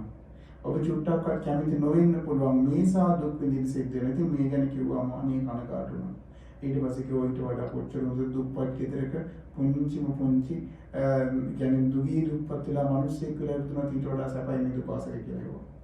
අනේ මෙයා මොකද කරන්නේ? එහෙමයි ස්වාමීනි අනේ මොනතරම් ලාභයක්ද කියලා මොකද කරේ? එතන සිත පිහිටුවා. ඊට පස්සේ කිව්වා ඊට වඩා ටිකක් පොසත් තැනක උපදින එක මනුස්ස ලෝකේ රාජකුමාරයෙක් කියලා සිටු කුමාරයෙක් කියලා උපදින එක. ඉතින් මෙයා කල්පනා කරලා මෙහිම ඉපදුණා නම් හොඳයි නේද කියලා. ඊට පස්සේ උන්වහන්සේ දිව්‍ය තලවල සැප ගැන කතා කරනවා. ඒවත් අහලා මෙයා හිත හරියට පහදිනවා. මෙයා කල්පනා කරනවා ස්වාමී එහෙම ලෝකයක් තියෙනවද? දැන් මෙයා මේ සොඳුරු කියන්නේ සල්ලාපයක් අපේ සරියුත් ස්වාමීන් වහන්සේත් එක්ක ඇති කරගත්තාම පස්සේ මෙයාගේ ඇතුළාන්තයේ චිත්තයේ අර දිව්‍ය ලෝක පිළිබඳ කැමැත්තක් ඇති වෙනවද නැද්ද? ඒ කැමැත්ත පෙළ ගැසෙන ඒ වගේම සරියුත් ස්වාමීන් වහන්සේ කුළු ගන්නමින් කතා කරනවා ඔබේ මේ පිනට පුළුවන් ඒ දෙව්ලෝකයට කරාගෙන යන්න. දැන් එයා හිත කොහෙද පිහිටියේ? දිව්‍ය ලෝකේ. ඉතින් මෙහෙම කියලා කිව්වොත් මේ ඔක්කොම අනිත්‍යයි. වෙනස් වෙලා යනවා. දිව්‍ය ලෝකෙ පුදුනත් ආයෙත් මනුස්ස ලෝකෙට වැටෙනවා. අනේ අපෝයා ස්වාමීනි. මනුස්ස ලෝකෙ පුදුනත් ආයෙත් අපායට වැටෙන්න පුළුවන්. දැන් මෙයා එකපාරට එහෙමද ස්වාමීනි? ඒකෙන් ගැලවෙන්නේ කොහමද? ඊට පස්සේ ආයෙ ධර්ම කරුණු කියනකොට ඒ ධර්මයේ තේරුම් අරගෙන අනිත්‍ය වශයෙන් දුක් වශයෙන් අනාත්ම වශයෙන් මේක දැකලා අවබෝධ කරගන්න. එහෙමනම් අපි අපේ හිත පිහිටවන්නේ යම් තැනකද එතන උපදිනවද නැද්ද? උපදිනවා. ඉතින් ඒ නිසා බුදුරජාණන් වහන්සේ පෙන්වා වදාරනවා කර්ම සකස් වෙනවා නම් යම් තැනක උපත සඳහා ආන්ගේ සකස් වෙන කර්ම හේතුවෙන් යා එතන උපදිනවා. එතකොට අපේ ජීවිතේ තියෙනවා මේ කියන කර්ම ස්වභාවයන්. ඒ කියන්නේ අකුසල කර්ම රැස් කරන කෙනාගේ ජීවිතේ බර තියෙන කොයි පැත්තටද? කාම ලෝකේ නරකාදී සතර අපායෝත්පත්ති දුක්ඛයට. එහෙම නැත්නම් දුක්ඛිත මනුෂ්‍ය ජීවිතයකට තමයි බර. එතකොට කුසල පාක්ෂික ධර්මයන් බලවත් වෙනකොට එයාගේ කර්ම සකස් වෙන කොහෙද? විසාකාව මහා පුණ්‍යවන්ත අප්සරාවක්. එතකොට මෙයා මේ පින් කරලා ඒ සොඳුරු කුසල විපාකයෙන් යාට ලැබුණේ කොහෙද? දිව්‍ය ලෝකේ. එතකොට විසාකාව වගේම සතුටින් අනුමෝදන් වෙච්ච කෙනෙක් හිටිය වයසක අම්මා කෙනෙක්. එයා ගොඩාක් වයසයි. හැබැයි යාට ලොකු ශ්‍රද්ධාවක් තිබුණා. එයා ඒ විසාකාවගේ කුසලයේ දිහා බලා සතුටු වුණා. නේ මෙයා කොච්චර පින්වන්තද කීකේ. ඉතින් ඒ සතුටු වෙලා හැබැයි එදා මැරුණා. ඒ සතුටින්ම මරණයටපත් වුණා. එයා නිකම්ම මැරිලා ගියා නම් එයා උපදින්නේ කොහෙද? කොහේ ගිහිල්ලා උපදී. හැබැයි අර වෙලාවේ අර විසාකාවගේ පින්කම දර්ශන මාත්‍රයෙන් දැකපු නිසා බුදුරජාණන් වහන්සේ වඩිනවා 500ක් මහා රහතන් වහන්සේලා වැඩම කරනවා. මේක දකින්නකොට මේ අම්මට පුදුමාකාර සතුටක් ඇති වුණා. මේ සතුටින් අර විසාකාව කරන පින්කම දෙස බලාගෙන හිටියා. අනේ මේ තරම් සුන්දර විදියට මෙයා පින්කම් කරනවා. සමහර වෙලාවට වර්තමාන ලෝකයේ ඉන්න සමහර උදවිය පින්කම් දකිනවා. ඒ පින්කමට පහදිනවද අපහදිනවද? මොකටද ඔය ගල් පිළිම වලට පුදලා? එහෙම කියලා ඉන්නවද නැද්ද? ගඩොල් වලින් වලට චෛත්‍ය වලට මොකටද ඔච්චර පුදන්නේ කිය කතා කරනවා. හැබැයි මේ විසාකාව කරපු පින්කම ගැන අර අම්මාගේ හිතේ අප්‍රමාණ සතුටක් මෝදනයක් ඇති වුණා. ඒ මෝදනයේ ප්‍රතිඵලයක් ඇටියට හැබැයි යා මරුණා ඒ දවසේම. ඒ කුසල් සිතුවිල්ලෙන් ඒ ප්‍රභාසන සිතින් ඉන්නකොටමයි මරණයටපත් උනේ. දිව්‍ය ලෝකේ මහේසාක්‍ය දිව්‍ය අප්සරාවක් වෙලා ඉපදුනා. එතකොට පින්නතුනි එහෙමනම් අපි මෙන්න මේ උපත සඳහා අවශ්‍ය කරන කර්ම සකස් වුණා නම් ආන්දිකින්ට තමයි අපි උපත කරා යන්නේ. බුදුරජාණන් වහන්සේ විමසලා බලනකොට නුවණින් විමසා බලනකොට භාග්‍යවත් මේ බෝසත්ත්ව සිතේ යෝනිසෝ මනසිකාරයෙන් උත්සන්නව කල්පනා කරලා බලනකොට විමසලා බලනකොට දැක්කා එහෙමනම් යම් කෙනෙක් මේ සතර අපායේ උපදිනවා නම් ඒකත් කර්ම සකස් වෙච්ච නිසාමයි. ඒ වගේම මේ මනුස්ස ලෝකෙ උපදිනවා නම් ඒකත් කර්ම සකස් වෙච්ච නිසාමයි. දිව්‍ය තලයක උපදිනවා නම් ඒකත් කර්ම සකස් වෙච්ච නිසාමයි. බ්‍රහ්ම තලයක උපදිනවා නම් ඒකත් කර්ම සකස් වෙච්ච නිසාමයි. ඒ වගේම අරූප තලයක උපදිනවා නම් ඒකත් කර්ම සකස් වෙච්ච නිසාමයි. එහෙමනම් මේ විදියට මේ කර්ම සකස් වුණා නම් අනිවාර්යයෙන්ම උපදිනවද නැද්ද? උපදිනවා. එහෙමනම් ඊළඟට කල්පනා කරා එහෙමනම් මේ කර්ම සකස් වෙන ක්‍රියාවලිය සිද්ධ වෙන්නේ ඇයි? දැන් හේතු හැදෙන්න ඉපයි. හේතු හැදෙන්නේ කොහොමද කියලා ආම්භාග්‍යතුන් වහන්සේ විමසා බලනකොට දැක්ක මොකද්ද? භවය හැදෙන්නේ මොකක් නිසාද? කර්ම හැදෙන්නේ මොකකින්ද? උපාදාන පත්‍ය භවෝ. ඒ කියන්නේ අපි බැඳිලා ගියොත් තමයි කියන කර්ම සකස් වෙන්නේ. දැන් අපිට මේ ලෝකේ අහන්නවත් දකින්නවත් නොලැබිච්ච දෙයක් තියෙනවා. ඔබ කවදාවත් රත්තරන් ගැන අහලා නැත්නම් දැකලා නැත්නම් දන්නේ නැත්නම් ඔබට ඒ රත්තරන් පිළිබඳ ආසාවක් ඇති වෙයිද? උපාදානයක් ඇති වෙයිද? තමන්ගේ මුද්ද කියලා, තමන්ගේ මාළි කියලා, තමන්ගේ වලල්ල කියලා ආසාවක් ඇති වෙයිද? කැරට් 24 රත්තරන් වලින් හදපු පවුම් 6ක් 7ක් වටින මාලයක් දාගෙන යනවා පාරේ. දැන් මොකද වෙන්නේ? දැන් මෙයා මේ මාළේ අල්ලගෙනද නැද්ද? මෙයා මේ මාළේට බැඳිලාද නැද්ද? ඇයි ආයේ මාළේ දාගෙන යන්නේ? අනිතයිට පෙන්නන්නේ පුජාරුවට මට මෙච්චර දේවල් තියනවා කියලා. ඒකෙන් ලැබෙන සුන්දරත්වයට එයා කැමති වෙච්ච නිසා එයා ඒකට බැඳිලා ගිය නිසා මොකද වුනේ? ඒ මාළේ මුල් කරගෙන යාගේ තියෙන මාන්නය තියෙනවද නැද්ද? ආන්ගේ බැඳී ගිය හේතුන් යාට කර්ම රැස්වෙනවද නැද්ද? ඒ මාළේ මුල් කරගෙන යාට ආසාව උපදිනවද නැද්ද? කර්ම රැස්වෙනවද නැද්ද? ඒ මාළේ මුල් කරගෙන යාට සමහර කෙනෙක් කවුරු හරි කෙනෙක් ඒක විවේචනය කරොත් එහෙම මොකද ඇති වෙන්නේ? ද්වේෂය තියෙනවා. එතකොට මේ ද්වේෂය නිසා යා අකුසල් පුරව ගන්නවද නැද්ද? කවුරු හරි කෙනෙක් මේ මාළය ගැන වර්ණනා කරනකොට සතුටක් ඇති වෙනවා. අනේ යා බොහොම ප්‍රියමනාප මිනිසෙක් කියලා ප්‍රසන්න හැඟීමක් ඇති වෙනවා. එතන යම් කුසලයක් උපදිනවා. එතකොට මේ විදියට ගත්තාම අර මාළය මුල් කරගෙන අපිට කර්ම පොදියක් හැදෙනවද නැද්ද? ඇඳුමක් කරන් බලන්න. ඇඳුමත් එහෙමයි. ඊළඟට මොනවා හරි කෑමක් හරි මලක් හරි මොනවා හරි දෙයක් ඔබ කැමති දෙයක් සුපර් මාකට් එකට ගියපුවාම ඔබ දකින්න ලැබෙන ගොඩාක් දේවල්. එතකොට ඔබ කැමතිම කියලා දෙයක් එතන තියෙනවා. මොකද ඒ කියන්නේ? අර්ග ගන්න හිතෙනවා. අපි මොකද කරන්නේ? බැඳිලා ගියා. ඒක ගත්තා. ගත්ත ගමන් මොකද වෙන්නේ? ගාන ටික අඩු කරන්න බැරිද කියලා කතා කරනවා. ගාන අඩු කරගන්න බැරි වුණා නම් එතන කර්ම හැදෙනවද නැද්ද? ඒ බඩුවේ අයිතිකාරය කවුද? ඒ සුපර් මාකට් එකේ කට්ටිය. එයාලම තමයි අයිති. එතකොට එයාලගෙන් අපි දැන් මේක ගන්න කියපුවාම අපි කියන ගාන පොඩ්ඩක් අඩු කරන්න. එතකොට එයා කියනවා මේක අඩු කරන්න බෑ. කොහොම මේ කියලා බැනලා මොකද කරන්නේ? දැන් අරක තියලා ඉන්න පුළුවන්ද? තියලා ඉන්නම් බෑ. ඒ බැඳිලා ගිහිල්ලා ඒ බැඳිලා ගියපු නිසා එයා මොකද කරන්නේ? අර කැරගෙන ඉනවා. හැබැයි අර මනුස්සයාට බැන දැන් කර්ම හැදුනවද නැද්ද? මම මේ ඕලාරික පුංචි අවස්ථා කීපයක් ගැන කියන්නේ. හැබැයි මේක පින්නතුනේ මේ ශරීරයේ තියෙන පුංචි ස්වභාවයක් නිසා ඇති වෙනවා. ඔබේ මනසේ තියෙන පුංචි සිතුවිල්ලක් නිසා ඔබ බැඳිලා යනවද නැද්ද? බැඳිලා යනවා. ඔබ අහින් දකින රූපයක් ගානේ, කනින් අහන ශබ්දයක් ගානේ, නාසයෙන් ආග්‍රහණය කරන ගඳ සුවඳක් ගානේ, ඔබ මේ දිවට දැනෙන පුංචි රසයක් ගානේ, කයට දැනෙන ස්පර්ශයක් ගානේ, ඔබේ මනසට ඇති වෙන ධර්මාරම්මණයක් ගානේම මේ බැඳීම ඔය විදිහටම ක්‍රියාත්මක වෙනවා. ඒ බැඳීම මුල් කරගෙන ඒ බැඳීමට ඇලිලා මොකද කරන්නේ? යන කර්ම රැස් කරනවා. කවුරු හරි කෙනෙක් ඒකට විරුද්ධව එක මතයක් හරි කියනවා නම් ඒකට කැමති වෙනවද අකමැති වෙනවද? අකමැති වෙනවා. එතකොට මොකද වෙන්නේ? කර්ම රැස් වෙනවා. ආන්ගේ කර්ම රැස් වුණොත් නම් කොහොම හරි භවය හැදිලා තමයි නතර වෙන්නේ. එතකොට බලන්න මේ කර්මවල තියෙන ස්වභාවය. යම් කිසි විදියකින් කර්මයක් හැදුනොත් භවය නිර්මාණය වෙනවා. එතකොට කර්මය සකස් වෙන ක්‍රමවේදය එහෙමනම් අපි මේ ලෝකේ කුසලයක් කරත් භවය හැදෙනවද නැද්ද?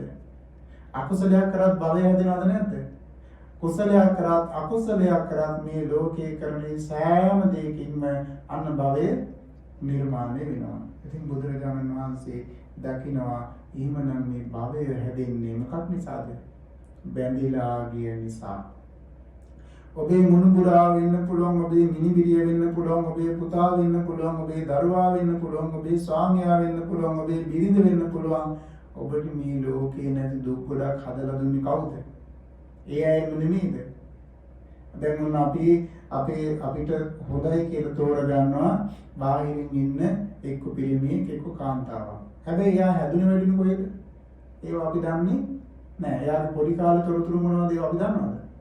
නැහැ. එයා ඉපදුනේ කාලකද කවුද එයා හැදුවේ වැඩි පෝෂණය කරේ එයා කොහේ ඉඳලා දාන්නේ මොකුත් අපි දන්නේ නැහැ. හැබැයි දැක්කාම පස්සේ අපේ හිතේ ප්‍රියමනාප භාවයක් ඇති වෙනවා. අපි එයාට කැමති වෙනවා. කැමති වෙලා අන්න බැඳිලා යනවා. අද උදේ උපමාවක් වුණේ දලුක ස්වාමීන් වහන්සේ නාටිකාංගනාවක් ගැන. නාටිකාංගනාවට මෙයා ගීතේ බැඳීමක් ඇති වුණා. මොකද උනේ? එයා සෙල්ලම් කරනකොට ඒවා දකින්නකොට මෙයා සතුටු වෙනවා. හැබැයි අනිත් අය සතුටු වෙනකොට මෙයා කැමති නෑ. අනිත් අය වෙනුවෙන් එයා යම් ඉදිරිපත් කිරීමක් කරද්දී මෙයාගේ හිත රිදෙන්න පටන් ගන්නවා. ඒ රිදෙනවා කියලා කියන්නේ ද්වේෂයද නැද්ද? ද්වේෂය. එහෙමනම් ඊර්ෂ්‍යාව වෙන්න පුළුවන්, ද්වේෂය වෙන්න පුළුවන්, වෛරය වෙන්න පුළුවන්, මාන්නය වෙන්න පුළුවන්. මේ සියල්ලම සිද්ධ වෙන්නේ මොකක් නිසාද? බැඳිලා ගිය දෙයක් නිසාමයි. සමහර වෙලාවට මේ කාලේ කොරෝනා වදුරින් ලක්ෂ 5කට වැඩි මැරිලා. 3ක් හරි 5ක් හරි මට මතක නෑ. ලක්ෂ ගාණක් මරණයටපත් වෙනවා. හැබැයි සමීපතම කෙනෙක් මරණයටපත් වුණොත් දැනෙන වේදනාවයි, දැනෙන හැඟීමයි, දුරස්ත කෙනෙක් මරණයටපත් වුණොත් දැනෙන හැඟීමයි අතර වෙනසක් තියෙනවද නැද්ද? ඒ වෙනස නිර්මාණය කරේ කවුද? උපාදානයි. ළඟම කෙනා අපි උපාදාන වුණා. අනේ ඉතින් අපේ අක්කගේ පුතා නැති වුණා කියලා කිව්වොත් එහෙනම් අපිට ඒක ලොකුවට දැනෙනවද නැද්ද? උපාදානයේ අඩුද වැඩිද? උපාදානයේ බලවත්. උපාදානයේ වැඩි. එයාට යම් හිරියරයක් කරදරයක් වුණා නම් ඒ උපාදානයේ මුල් කරගෙන එයා පුදුම විදිහට ද්වේෂාගත වෙනවා. එහෙම නැත්නම් එයා ඒ දුකටපත් වෙච්ච දේ කාරණේ ගැන බොහොම වෙහෙසටපත් වෙනවා. ඊළඟට සමහර වෙලාවට තමන්ගේ දරුවෙක් නැති වෙච්ච වෙලාවට තමන්ගේ අප්‍රමාණ දුකටපත් වෙනවා. අකුසල් පුරව ගන්න සමහර වෙලාවට. එතකොට සමහර අය දරුවා නැති වීම මුල් කරගෙන මොකද කරන්නේ? ජීවිත කාලෙම කුසලයට යොමු වෙනවා. පින් කරනවා. හැබැයි නිවන් දකින්න නෙමෙයි කාට උපකාර පිණිසද? අර දරුවට අනේ මේ වගේ කවදාවත් නොම වේවා ඒකත් අල්ලා ගැනීමද නැද්ද? අල්ලා ගැනීම. හැබැයි එයාට නුවණින් මෙනෙහි කිරීමේ හැකියාව තියෙනවා නම් යෝනිසෝ මනසිකාරය තියෙනවා නම් එයා අල්ලන්නේ කොතනද? අනේ ඉතින් ඕක තමයි සංසාරේ හැටි කියලා අල්ලන්නේ. හැබැයි මෙතනදී අල්ලන්නේ අනේ අවාසනාවන්ත විදියට මගේ දරුවා නැట్లా ගියා. අනේ මගේ දරුවා නැති වුණා කියලා උපාදාන ස්වරූපයෙන් මේක අල්ලාගෙන එතන ඉඳලා ඒ බැඳිලා ගියපු මොහොතේ ඉඳලා දුක් විඳිනවද නැද්ද? දුක් විඳිනවා. එතකොට මෙන්න මේක භාග්‍යවතුන් වහන්සේ දැක්කා.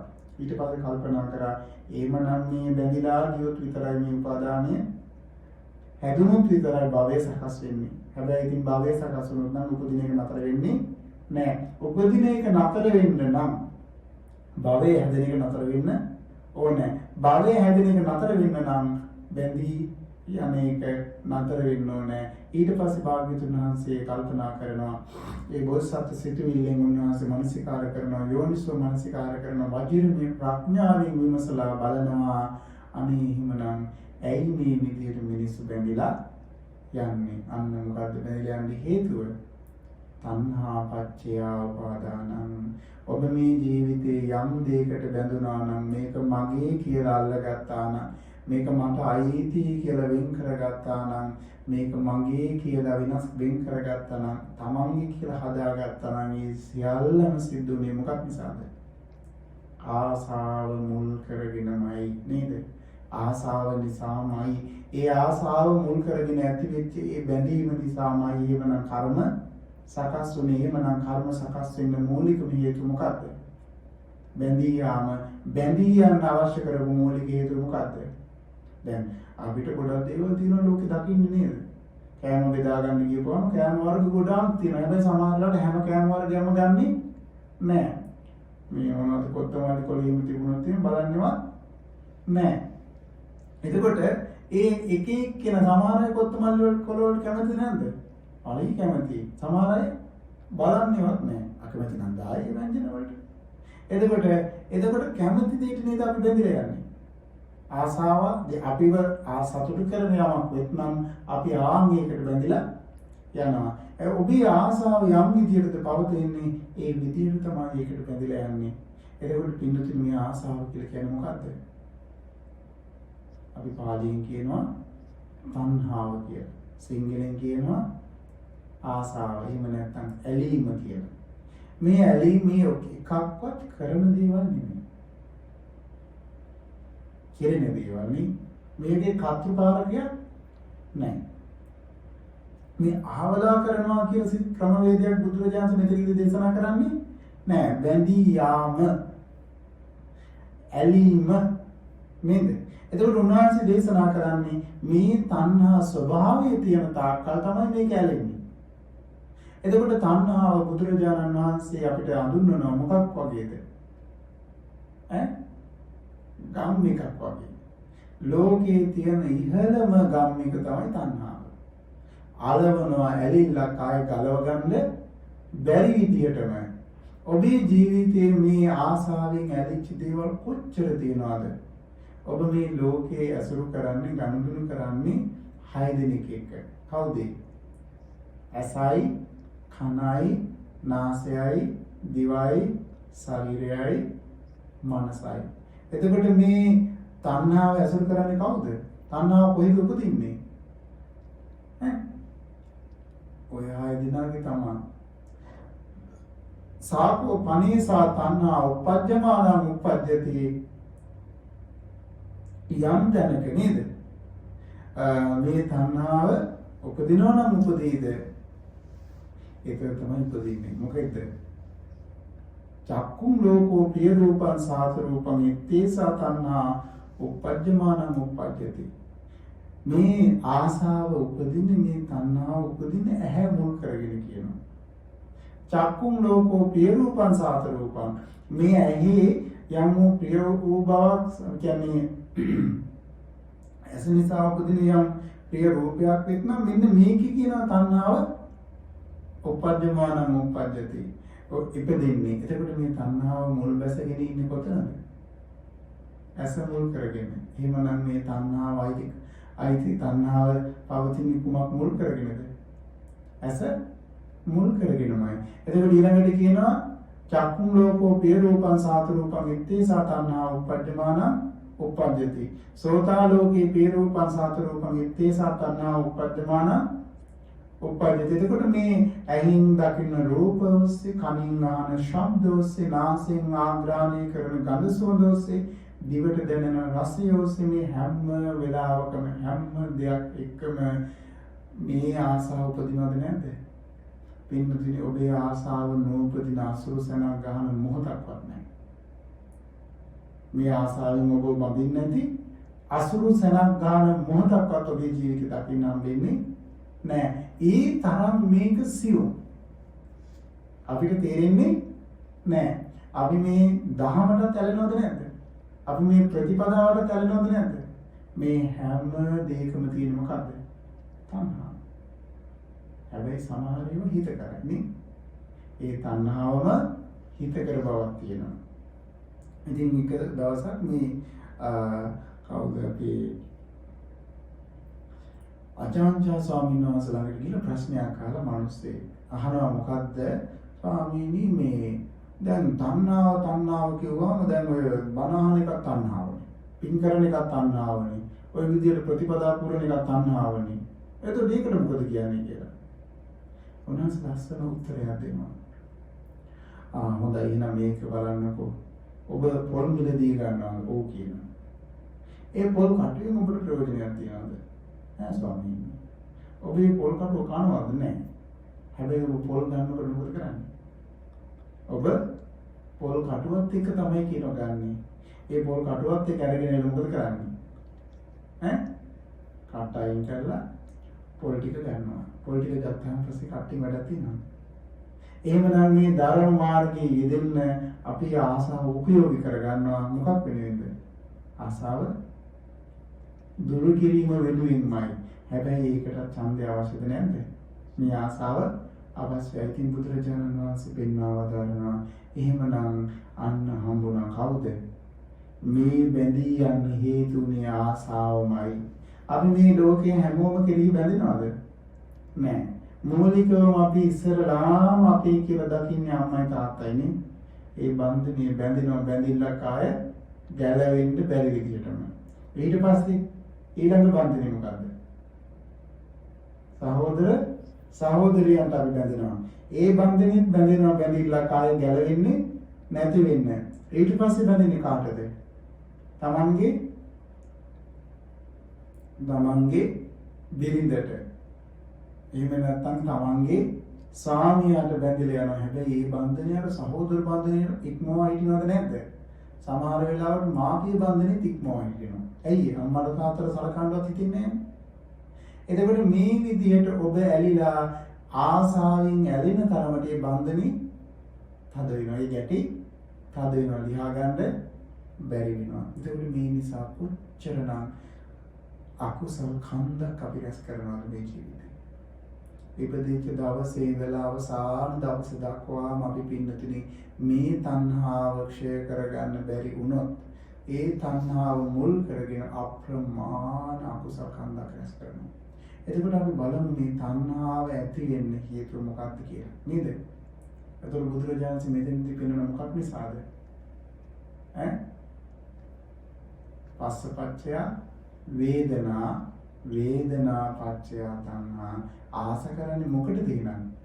විඳීමට කියනවා ආස කරන්නේ. මොකක් විඳීමටද? රූපයක් දැකලා, ඇහින් රූපයක් දැකලා ඒ දකින රූපේ විඳින්න අපි ආසයි. ඒ ප්‍රිය රූපේ විඳින්න ආසයි. කනින් ශබ්ද අහලා ඒ ප්‍රිය ශබ්දය අහන්න අපි ආසයි. නාසයෙන් ආග්‍රහණය කරලා ඒක ඒ සුවඳට අපි ආසයි. ඒකට මේ විදියට අපි මේ ලෝකේ ඉෂ්ට වූ කාන්තෝ ප්‍රියෝ මනාපෝ දේවල් පිළිබඳ පැවැත්මට ඇලෙනවද නැද්ද? ඇලෙනවා. අනිෂ්ට වූ අකාන්ත වූ අමනාපෝ දේවල් නැති වෙලා ඒවා කියලා ඇලෙනවද නැද්ද?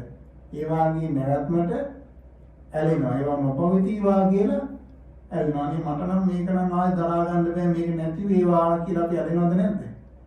ඇලෙනවා. මේ ආසාවේ විදියට. එතකොට මේ විදියට පින්නතුනේ මේ ආසාව උපදින්නේ විඳීම මුල් කරගෙනමයි. එතකොට විඳීම හටගන්නේ කුමකින්ද? දැන් මේවා එකින් එක විග්‍රහ කර බලා නුවණින් විමස යෝනිසෝ මනසිකාරයෙන් දකිනකොට අන්න ඒ වගේ හරයක් දකින්නේ නෑ. භාග්‍යතුන් වහන්සේ මේක දකිනකොට ඒ වෙලාවේ මේවා අනිත්‍ය වශයෙන් දකිනවා, දුක් වශයෙන් දකිනවා, අනාත්ම වශයෙන් දකිනවා. එවනම් මේක ස්ථිර සාර දෙයක් නැහැ කියලා මොකද කරන්නේ? අතාරිනවා. එතකොට ඊළඟට භාග්‍යතුන් වහන්සේ බැලුවා හරි එහෙමනම් මේ තණ්හාව උපදවන්නේ විඳීම නම් විඳීම හදන්නේ කවුද? ස්පර්ශය. ස්පර්ශය කියලා කියන්නේ මොකද්ද? මේ ඇස කන නාසය දිව ශරීරය මනස කියන මෙන්න මේ ආයතන හයේම හට ගන්න මොකද්ද? ස්පර්ශය. කරුණු තුනක එකතු වීමක්. මේ තමයි චක්කුංච පටිච්ච රූපේජ උප්පජ්ජති. චක්කු විඥාන තින්න සංගති පස්සෝ. එතකොට මෙන්න මේ ඇසත් රූපයත් ඊට අදාළ චක්කු විඥානයක් කියන තුන් දෙනා ඇති වුණොත් විතරයි අපි රූප දකින්නේ. කනත් ශබ්දයක් සෝත විඥානයක් කියන තුන් දෙනාම එකතු වුණොත් විතරයි අපි ශබ්ද අහන්නේ. අන්නේ ඒකට කියන මොකද්ද? ස්පර්ශය. මොකද්ද? මෙන්න මේ කරුණු තුනේ එකතු වීම තමයි ස්පර්ශය. බලන්න නේද? අපි මේ රූප දකිනවා, ශබ්ද අහනවා, නාසයෙන් ගඳ සුවඳ ආග්‍රහණය කරනවා, නොයෙක් ආකාරයෙන් අපේ ජීවිතේ කටයුතු කරනවා. හැබැයි භාග්‍යතුන් වහන්සේ පෙන්නනවා මෙන්න මේ විදිහට තමයි මේක විඳීම සකස් වෙන්න මූලික වෙන්නේ. මොකද්ද? මේ කරුණු තුනේ එකතු වීම. මේ කරුණු තුනේ එකතු නැත්නම් අපි රූප දකින්නේ නැහැ. ඇස තිබුණාට රූප දකින්නේ නැහැ. සමහර වෙලාවට අපි කල්පනාවක් නැතුව වෙන කල්පනාවක ඉන්න වෙලාවක අපි අඳුනන අපි දන්න අපිට ඒ වෙලාවේ කතා කරන්න අවශ්‍ය කෙනෙක් අපේ ඉස්සරහින් යනවා. අපේ කල්පනාවයකට නෑ අපේ හිතේ තියෙන වෙන කල්පනාවක. දැන් මේ යන කෙනා ඇහැට පේනවද නැද්ද? ඇහැට පේනවා. හැබැයි අපේ අවධානය තියෙන්නේ කොහෙද? මෙයාගේ කතාවට. ඒ කතාවට අවධානය ඉන්න නිසා අර ඇහැට පෙනුණු රූපය අඳුනගන්නේ නෑ. ඇයි? එහෙමනම් එතන ස්පර්ශය සිද්ධ වෙලා නෑ. ඇහැට යාගේ රූපය දැක්කට ඒක ප්‍රබල ස්පර්ශයක් හැටියට එයාගේ මනස ස්පර්ශ කළා නෑ. එතනදී එයාට ඒ සංඥාව යන්නේ නෑ. එතකොට එයාට ඒ සංඥාව නොයන නිසා ඒ පුජ්‍යලයා ගියා ආයෙ මෙයා අඳුරගත්තේ නෑ. මොකක් නිසාද? අර කරුණු තුනේ දෙන්න එකතුනේ නෑ. හැබැයි පින්දුතේ මේ කරුණු තුනේ එකතු වීම අසුරුසනක් ගහන මොහොතකටත් වඩා බොහෝම කෙටි කාලයකින් එකතු වෙනවා.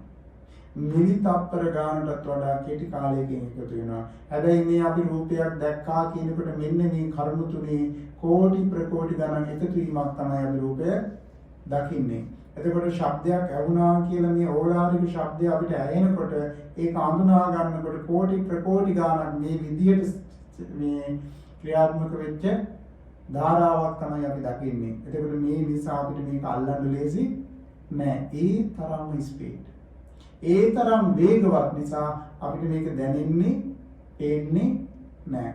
ඉතින් බුදුරජාණන් වහන්සේ පෙන්නනවා මෙන්න මේ විදිහට ස්පර්ශය මුල් කරගෙන තමයි එහෙමනම් අපි මේකට මේ විදීම ඇති වෙන්නේ. ඒ ස්පර්ශය යම් මොහොතක නැති වෙලා ගියා නම් විදීම නැති වෙනවද නැද්ද? දැන් ඉඳගෙන බණ අහගෙන ඉන්නකොට මොකද වෙන්නේ? අපිට අපේ කකුල් වල වේදනාව දැනෙන්න පටන් ගන්නවා. මේ වේදනාව දැනෙන ටික වෙලාවක් යනකොට වේදනාව මුදින් පදින් දැනෙනකොට අපි මොකද කරන්නේ? අපි කකුල පොඩ්ඩක් එහාට කරනවා. දැන් මේ කාය ස්පර්ශ වෙනස් වෙනවද නැද්ද? වෙනස් වෙනවා. ඒ වෙනස් වුණාන් පස්සේ මේ වේදනාව අපිට දැනෙන්නේ නැහැ. සමහර අය කියනවා භාවනා කරගෙන යනකොට ස්වාමීන් වහන්සේ හරියට කකුල් වේදනාව එනවා කියලා. හැබැයි ඒකට බලනකොට එයා භාවනාව කරනතර කකුල් වේදනාව දිහා බලාගෙන ඉඳලා. හැබැයි මේ භාවනා අරමුණට හිත යොමු වෙලා ඒ අරමුණේ බොහොම හොඳට තැම්පත් වෙච්ච වෙලාවට භාවනාව වැඩෙනකොට එයාගේ මනස ස්පර්ශ කරන්නේ මොකද්ද? අර භාවනා අරමුණ. එතන තියෙන්නේ මනසයි අරමුණයි විඥානය එකතු වෙලා නිසා එයාගේ කයේ මොනවා තිබුණත් එයාට දැනෙනවද? දැනෙන්නේ එයා කියනවා ස්වාමීන් වහන්සේ කය තිබුණද කියලා දන්නේවත් නෑ. එහෙමනම් ඊට අදාළ මේ විඥානයේ සකස් වුණේ නැතිනම් ඒ කියන්නේ කයයි ඒ අදාළ පහසයි ඒ විඥානය එකතු වෙච්ච තැන තමයි අපිට මේ වේදනාව ඒ සංවේදනාව අපිට දැනෙන්න පටන් ගන්නෙ. හැබැයි ඒක නොදෙනී යනවා. මොකද්ද? අපේ අනිත් ආරම්භන බලවත් නැන්නේ. එතකොට චිත්‍රපටයක් බල ඉන්න කෙනෙකුට ඉඳගෙන හිටියද නිදාගෙන හිටියද කියලා දන්නේ නෑ. එයා කාලේ කිවිලෙම එයාට ඒක ආකර්ෂණය වැඩි නම් මොකද වෙන්නේ? එයාට කාලය යනවා තේරෙන්නේ නෑ. මොකක් නිසාද? අර කරුණු තුන එකතු වෙලා මොකද්ද? ඇහැයි රූපයයි චක්කු විඥානය එකතු වෙලා කනයි ශබ්දයයි සෝත විඥානය එකතු වෙලා අර මේකට කාය විඥාණයට යන්න ඉඩක් හැදිලා මේ අර තුන් දෙනාගේම ඊට මීට මනසයි අර කියන කීපේ විතරක් ඊට මීට පැද්දි ඉන්නවා. එතකොට මොකද වෙන්නේ? එයා චිත්‍රපටිය බලනවා. අපේ ලොකු කැමැත්තක් ඒකට තිබුණාම අනිත් දේවල් වලට යන්නේ නෑ මනස. භාවනාවේදීත් ඔක වෙනවා. භාවනාව හොඳට දියුණු වෙනකොට ශාරීරික අවයවයන් වල තියෙන එක එක වේදනාවල් තමයි දැනෙන්නේ නැති වෙලා යනවා. ඒකට හේතුව ඒවා නැතුව නෙමෙයි. ඒවා පවතිනවා. හැබැයි මනස ඒවා ග්‍රහණය කරන්නේ නෑ. සමහර අය ඉන්නවා මේ එක එක ස්නායු ආබාධ හැදෙනවා නේද? පුදුම අධිකතර වේදනාව වෙදිනවා. තමන්ගේ ස්නායුව මොකක් හරි ස්පර්ශ වුණාම පස්සේ. එතකොට ඒ වෙලාවේදී මනස හැම වෙලාවෙම අර පොට්ටබ්බේ අරමුණ ග්‍රහණය කරගෙන ඒ කායික වේදනාව දැඩිව ග්‍රහණය කරගෙන ඉන්නවා. ඒ නිසා මොකද වෙන්නේ? යාට හැම වෙලාවෙම ඒකම දැනෙන්න පටන් ගන්නවා. මේ විදියට ගත්තාම මෙන්න මේ සුඛ හෝ වේවා දුක් හෝ වේවා උපේක්ෂා හෝ වේවා යම් වේදනාවක් වෙද්ද මෙන්න මේ වේදනාවගේ පැවැත්මටත් අපි ඇලෙනවා. නැවැත්මටත් අපි ඇලෙනවා. ඒ වගේම උපේක්ෂාවටත් අපි ඇලෙනවා. එතකොට මේ විදියට ඇලෙන තාකල් නම් බැඳිලා යනවා. දැන් ස්නායු වල ආබාධයෙන් වේදනාවක් ඇති වුණාම ඒකට බැඳෙනවද? ඒක නොපවිත්‍රීවා කියලා තමයි අපි බැඳෙන්නේ. අනේ මේක නැති වෙලා ගියා නම් හොඳයි කියලා තමයි අපි බැඳෙන්නේ. ඒක දුරු කර ගන්න ඕනේ කියන තැනින් තමයි අපි බැඳෙන්නේ. එකක් පැවැත්ම සඳහා බැඳෙනවා නේද? ඒ කැමැත්තෙන් ඇලීම සඳහා බැඳෙනවා. ඊළඟට අතහැරීම සඳහා නොපැවැත්ම සඳහා බැඳෙනවා. ඉතින් මේ විදියට අපි බැඳිලා යනවා. ওই කරුණු වලින් බැඳිලා ගියපුවාම අපි ඒක අල්ල ගන්නවද නැද්ද? ඒක අල්ලගෙන ඊට පස්සේ දුක් විඳිනවද නැද්ද? දුක් විඳිනවා. කර්ම සකස් කරනවද නැද්ද? කර්ම සකස්. ඒකට මේ විදිහට භාග්‍යවතුන් වහන්සේ දකිනවා. ඊළඟට බලනවා එහෙමනම් මේ ස්පර්ශය ඇති වෙන්නේ කුමකින්ද? දැන් විඳීම ඇති වෙන්නේ ස්පර්ශය ඇති වෙන්නේ කුමකින්ද? සලආයතන පත්‍ය අපි ඔය කතා කරපු ආයතන පහමයි කියනවා. ඒ ආයතන පහ හේතු කරගෙන තමයි ස්පර්ශය ඇති වෙන්නේ. එතකොට ඒ ස්පර්ශය ඇති වෙන්නේ කුමකින්ද? මෙන්න මේ ආයතන පහයි රූපයයි බාහිර ආයතන පහයි ඊළඟට අදාළ චක්කු විඥානය එකතු වෙච්ච තැන මේ විදිහට මනසිකාර කරලා මේ විදිහට යෝනිසෝ මනසිකාර වෙනුවනින් විමසලා දකින්නවා. එහෙමනම් මේ සලආයතන ස්පර්ශයෙන් සලආයතන ප්‍රත්‍යයෙන් තමයි මේ ස්පර්ශ හටගත්තේ. සලආයතන ඇති වුණේ කුමකින්ද? නාම රූප පත්‍ය සලආයතන. නාම රූප කියන ධර්මතාවයන් දෙක නිරන්තරයෙන්ම විස්තර කරන්න බොහෝ වෙලාවට බොහෝ දෙනා දන්න එකක්. හැබැයි බොහොම පැටලි සහගත එකක්. නාමයයි රූපයයි කියලා කිව්වම නාම ධර්ම තියෙනවා කීයද? හතරක් තියෙන්නේ. වේදනා, සංඥා, චේතනා, පස්ස, මනසිකාර. නාම කොටස්. වේදනා, සංඥා, චේතනා, පස්ස, මනසිකාර කියන එක නාම. රූප කියන්නේ රූප. ඒ රූපේ තියෙන කොටස් හතරක් මොනවද? පඨවි, ආපෝ, තේජෝ, වායය. එතකොට ආය තියෙනවා, ඒකේ තියෙනවා වන්න, ගන්ධ, රස, ඕජා. එතකොට මෙන්න මේ රූප ස්වභාවයයි නාම ස්වභාවයයි කියන පහ තමයි නාම රූප ධර්ම හැටියට පෙන්වන්නේ. එතකොට ඒ නාම රූප ධර්ම දැන් නාම ධර්ම තියෙනවා වේදනා, සංඥා, චේතනා, පස්ස, මනසිකාර. එතකොට ඔවගෙන් දැන් අපි දැන් කතා කරන දෙකක් නේද මොනවද? විඳීම එතකොට නාම ධර්මයට අයිති කොටසක්. එතකොට මේ නාම ධර්මයේ නිසා සසර භවය හැදෙනවද නැද්ද? සසර හැදෙනවද නැද්ද? හැදෙනවා. එහෙමනම් මෙන්න මේ නාම රූප පැවැත්ම යම්සේ ක්‍රියාත්මක වෙනවාද ඒ තාකල් මේ ඉපදින මරණ සත්‍යය ওই විදියට යනවා. ඒක අල්ල ගන්න තැන ඉඳලා එතනින් එහාට කර්ම සකස් වෙනවා. ඊළඟට කල්පනා භාග්‍යතුන් බලනවා. එහෙමනම් මෙන්න මේ කියන නාම රූප දැන් අපිට නාම රූප තියෙනවද නැද්ද? අපිට නාම රූප තියෙනවා. ඒ නාම රූප ආධ්‍යාත්මික වූ රූප කලාප තියෙනවා. රූප තියෙනවා පඨවි ආපෝ තේජෝ වායෝ කියන මේ සතර මහා ධාතු තියෙනවා. ඊළඟට ඒවත් එක්ක බද්ධ වෙච්ච වේදනා සංඥා චේතනා පස්ස මනසිකාර කියන නාම ධර්මත් තියෙනවා. ওই රූපයත් එක්ක ওই ටික ඔක්කොම බැඳලාද නැද්ද? ඇහැට ඇඟිල්ලෙන් යනොත් එතන තියෙන චක්කු සංපස්සජාත කාය සංපස්සජාත. කාය සංපස්සජා වේදනා. ඇයි එතන ලැබෙන්නේ රූප කලාප. එතන තියෙන මොකද්ද? තද ගතිය, පටවි ගතිය. එතන තියෙන ආපෝ ගතිය, එතන තියෙන තේ සීතල උණුසුම දැනෙන ගතියනේ. හැබැයි මේ ඒක ඇතුලේ තියෙන මේ චක්කුප්පසාද රූපයට මොකද වෙන්නේ? ආන්ගේ සරා විඥානයේ නාභිගත වුණොත් එහෙම අපි ඒකේ රූප දකින්නවා. ඇහැට ඇඟිල්ලෙන් යනොත් එහෙම ඒක දැනෙන්නේ ඇහැටද කයටද? ඒක කායික වේදනාවක්. අපි මේ ගෝලය ඇස් ගෝලය ඇහැ කියලා ගන්නෙ නැහැ. ඇස කියලා අපි සඳහන් කරනවා. නමුත් ඒකේ අභ්‍යන්තරික මේ විඥානීය නාමිගත නියම තනක් ගන්න එක තමයි චක්කු ඉන්ද්‍රිය කියලා හඳුන්වන්නේ. එතකොට මේ විදිහට භාග්‍යවතුන් වහන්සේ විමසා බලනකොට බුදුරජාණන් වහන්සේ දකිනවා එහෙමනම් මේ නාම රූප ධර්මයන් මේ ලෝකයේ සක්‍රියව මේ විදිහටමයි පවතින්නේ. එහෙමනම් මේ නාම රූප නිසා තමයි ආයතන හය හටගන්නේ. ආයතන හය මේ විදිහට හටගත්තාම විදීම ස්පර්ශය හට ගන්න. ස්පර්ශය හටගත්තොත් විදීම හට ගන්න. විදීම හටගත්තොත් තණ්හාය තියෙනවා.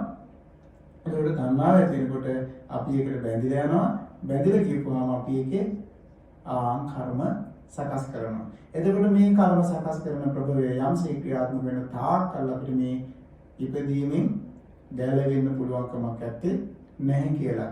ඉතින් මේ විදිහට දැකලා උන්වහන්සේ අවබෝධ කරගෙන ඊළඟට බලනවා මොකක් නිසාද එහෙමනම් නාම රූප ඇති වෙන්නේ? මොකක් නිසාද? විඥාන පත්‍ය නාම රූප. මොකක් පත්‍යද? විඥානයේ නිසා කියන නාම රූප. එතකොට බුදුරජාණන් වහන්සේ එක තැනක දේශනා කරනවා මේ නාම රූපයන්ගෙන් තොරව විඥානීය යෑමක් හෝ ඒමක් හෝ පිළිසිඳ ගැනීමක් හෝ නැහැ කියලා. එතකොට මේ විඥානපත්‍ය නාම රූපං නාම රූපපත්‍ය විඥානං මේ කාර්යයට උපමා කරනවා බටමිටි හේතුවක් වගේ. බටමිටි දෙකක් එහෙම නැත්නම් දී කණු දෙකක් හරි බටමිටි දෙකක් හරි මෙහෙම දෙපැත්තෙන් එකට එකතු කරලා හේතු කරලා තිබුත් මොකද වෙන්නේ? ඒක පවතින කවුරු ආධාර කරගෙනද? එක බටමිටියක් ආධාර කරගෙන අනිත් බටමිටිය පවතිනවා. යම් වෙලාවක එක බටමිටියක් පැත්තකට ඇද්දොත් මොකද වෙන්නේ? අර බටමිටිය වැටෙනවා. එතකොට මේ බටමිටි හේතු යම්සේ තියනවාද ආමිය වගේ කියනවා මේ නාමයයි මේ නාම රූපයි විඥානයකට බැඳිලා තියෙන්නේ. ඒ දෙක වෙනස් වෙන්නේ නෑ. හැබැයි මේ නාම රූපයන්ගේ පැවැත්මට උපකාර කරන්නේ අනුග්‍රහ දක්වන්නේ පෝෂක පදාර්ථ සපයන්නේ විඥානයමයි. විඥානයේ පැවැත්මට උපකාර කරන්නේ අනුග්‍රහ කරන්නේ පෝෂක පදාර්ථ සපයන්නේ නාම රූපයමයි. නාම රූපයෙන් පටන් ගත්තේ ක්‍රියාවලිය අවසානයේ භවය සකස් වෙනව නේද? කර්ම සකස් වෙනවා. මෙන්න මේ කර්ම සකස් වීම ක්‍රියාවලිය මේ විදිහටම පවතින. ඒතකොට මේක අතීතයේ හේතු නිසා මේ මොහොතේ මේ හේතු නිසා අනාගත මොහොතේ කියන මේ විදිහට තියෙනවා. හැබැයි මේ අතීතය අනාගතේ වර්තමානයේ කියන එක මේ අසුරුසනා ගාන මොහොතේ සිද්ධ වෙනවද නැද්ද? මේ මොහොතේ අපේ මේ රූප කලාප වෙනස් වෙනවද නැද්ද? මේ නාම ධර්මයන් සාපේක්ෂව නාම රූප හේතු කරගෙන විඥානය හට ගන්නවද නැද්ද? ওই විදිහට මොක හැදෙනවද නැද්ද? එහෙමනම් මෙන්න මේ ආකාරයෙන් ගත්තාම එදා ඒ භාග්‍යතුන් වහන්සේ තමන් වහන්සේගේ බෝධිසත්ව චිත්තයෙන් මෙන්න මේක ස්පර්ශ කරනවා. හොඳටම අවබෝධ කරගෙන සඳහන් කරනවා ආන්ගේ වෙලාවේ සමුදයෝති මම මේ විදිහටම සමුදය හැටියටම දැක්කා. මෙන්න මේ විදිහටමයි මේක හටගන්නේ. එහෙමනම් මම මෙන්න මෙතනදී මේ සංස්කාර මුල් කරගෙන විඥානය හට ගන්නවා. පුඤ්ඤාභි සංස්කාර, අපුඤ්ඤාභි සංස්කාර, ආනිඤ්ඤාභි සංස්කාර මුල් කරගෙන විඥානයේ මේ දැනෙන ස්වභාවය හට ගන්න. එහෙමනම් මේ විඥානය හටගන්නේ යම්සේද මෙන්න මේ විදිහටම මේක දිගින් දිගට පවතිනවා. ඒ පැවතෙන ආවත අවසානයේ ඉතුරු වෙන මොනවද? ජරා, මරණ, ශෝක, පරිදේව, දුක්ඛ, දෝමනස් කියන මේ දුක් වලින්මයි. යම් වෙලාවක මෙන්න මේ කියන ප්‍රබෝධය දින්තොත් සින්දොත් මොකද වෙන්නේ? එතන ඉඳලා මේක පවතින්න අවශ්‍ය කරන. මෙන්න මේක සිඳින්න පුළුවන් එක තනක් තියෙනවා. කොතනද? තණ්හාව. මොකෙන් සිඳින්නේ? තණ්හාවෙන්. ඒ තණ්හාවෙන් සිඳින්න නම් අන්න යෝනිසෝ මනසිකාරයෙන් විද්‍යාව පහල කරගන්න ඕනද නැද්ද? මොකද අවිද්‍යාව ආවරණේ තියෙන තාක්කල් ඔබට මේ තණ්හාවේ හේතු හැටියට දකින්න පුළුවන් කමක් නැත්තේ නෑ. ඒ තණ්හාවේ හේතු හැටියට නොදකින්න තාක්කල් අවිද්‍යාවෙන් වැහිලා තියෙන තාක්කල් ඔබ ඒක දකින්නේ නෑ. ආම්මේ නුවණින් විමසා බලමින් මේ කාරණේ දකින්න නම් එහෙමනම් අවශ්‍ය කරනවා විද්‍යාව පහල කර ගැනීම. ඒ විද්‍යාව පහල කරගන්න තමයි භාග්‍යතුන් වහන්සේ මේ නුවණින් විමස බලන්නේ. ආන්ගේ නුවණින් විමසා බැලුවාම උන්වහන්සේට අවබෝධ වුණා මොකද්ද මේ ක්‍රියාවලිය මේ විදිහටමයි පවතින්නේ කියලා. ඒ අවබෝධය මුල් කරගෙන උන්වහන්සේ ඒ අවබෝධයෙන් මේ තණ්හාවක විරලා දැම්මොත්, මේ තණ්හාව නැති කරලා දැම්මොත්, මේ කම්මික වේරලා දැම්මොත් ආය අලවන්න පුළුවන් කමක් නැත්තේ නෑ.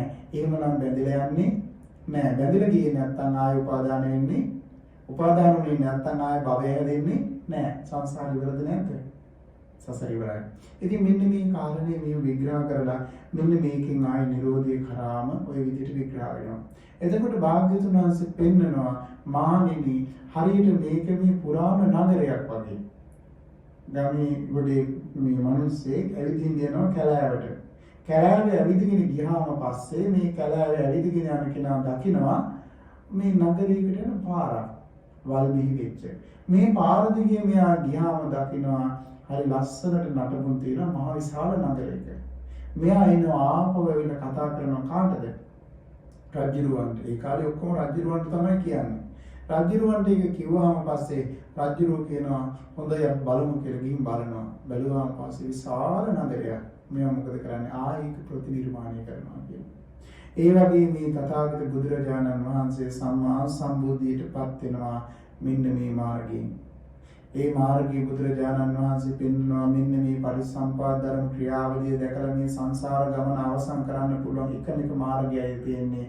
ඒ තමයි ආර්ය අෂ්ටාංගික මාර්ගය. යම් කෙනෙක් මේ ආර්ය අෂ්ටාංගික මාර්ගයට පිළිපන්නා නම් ආන්‍ය ආයතර නගරේ ප්‍රතිනිර්මාණය කරා. ඒ කවුද? තථාගත බුදුරජාණන් වහන්සේ සම්මා සම්බුද්ධත්වයට පත් වෙන්නේ මොකකින්ද? ඒ ආර්ය අෂ්ටාංගික මාර්ගයෙන්මයි.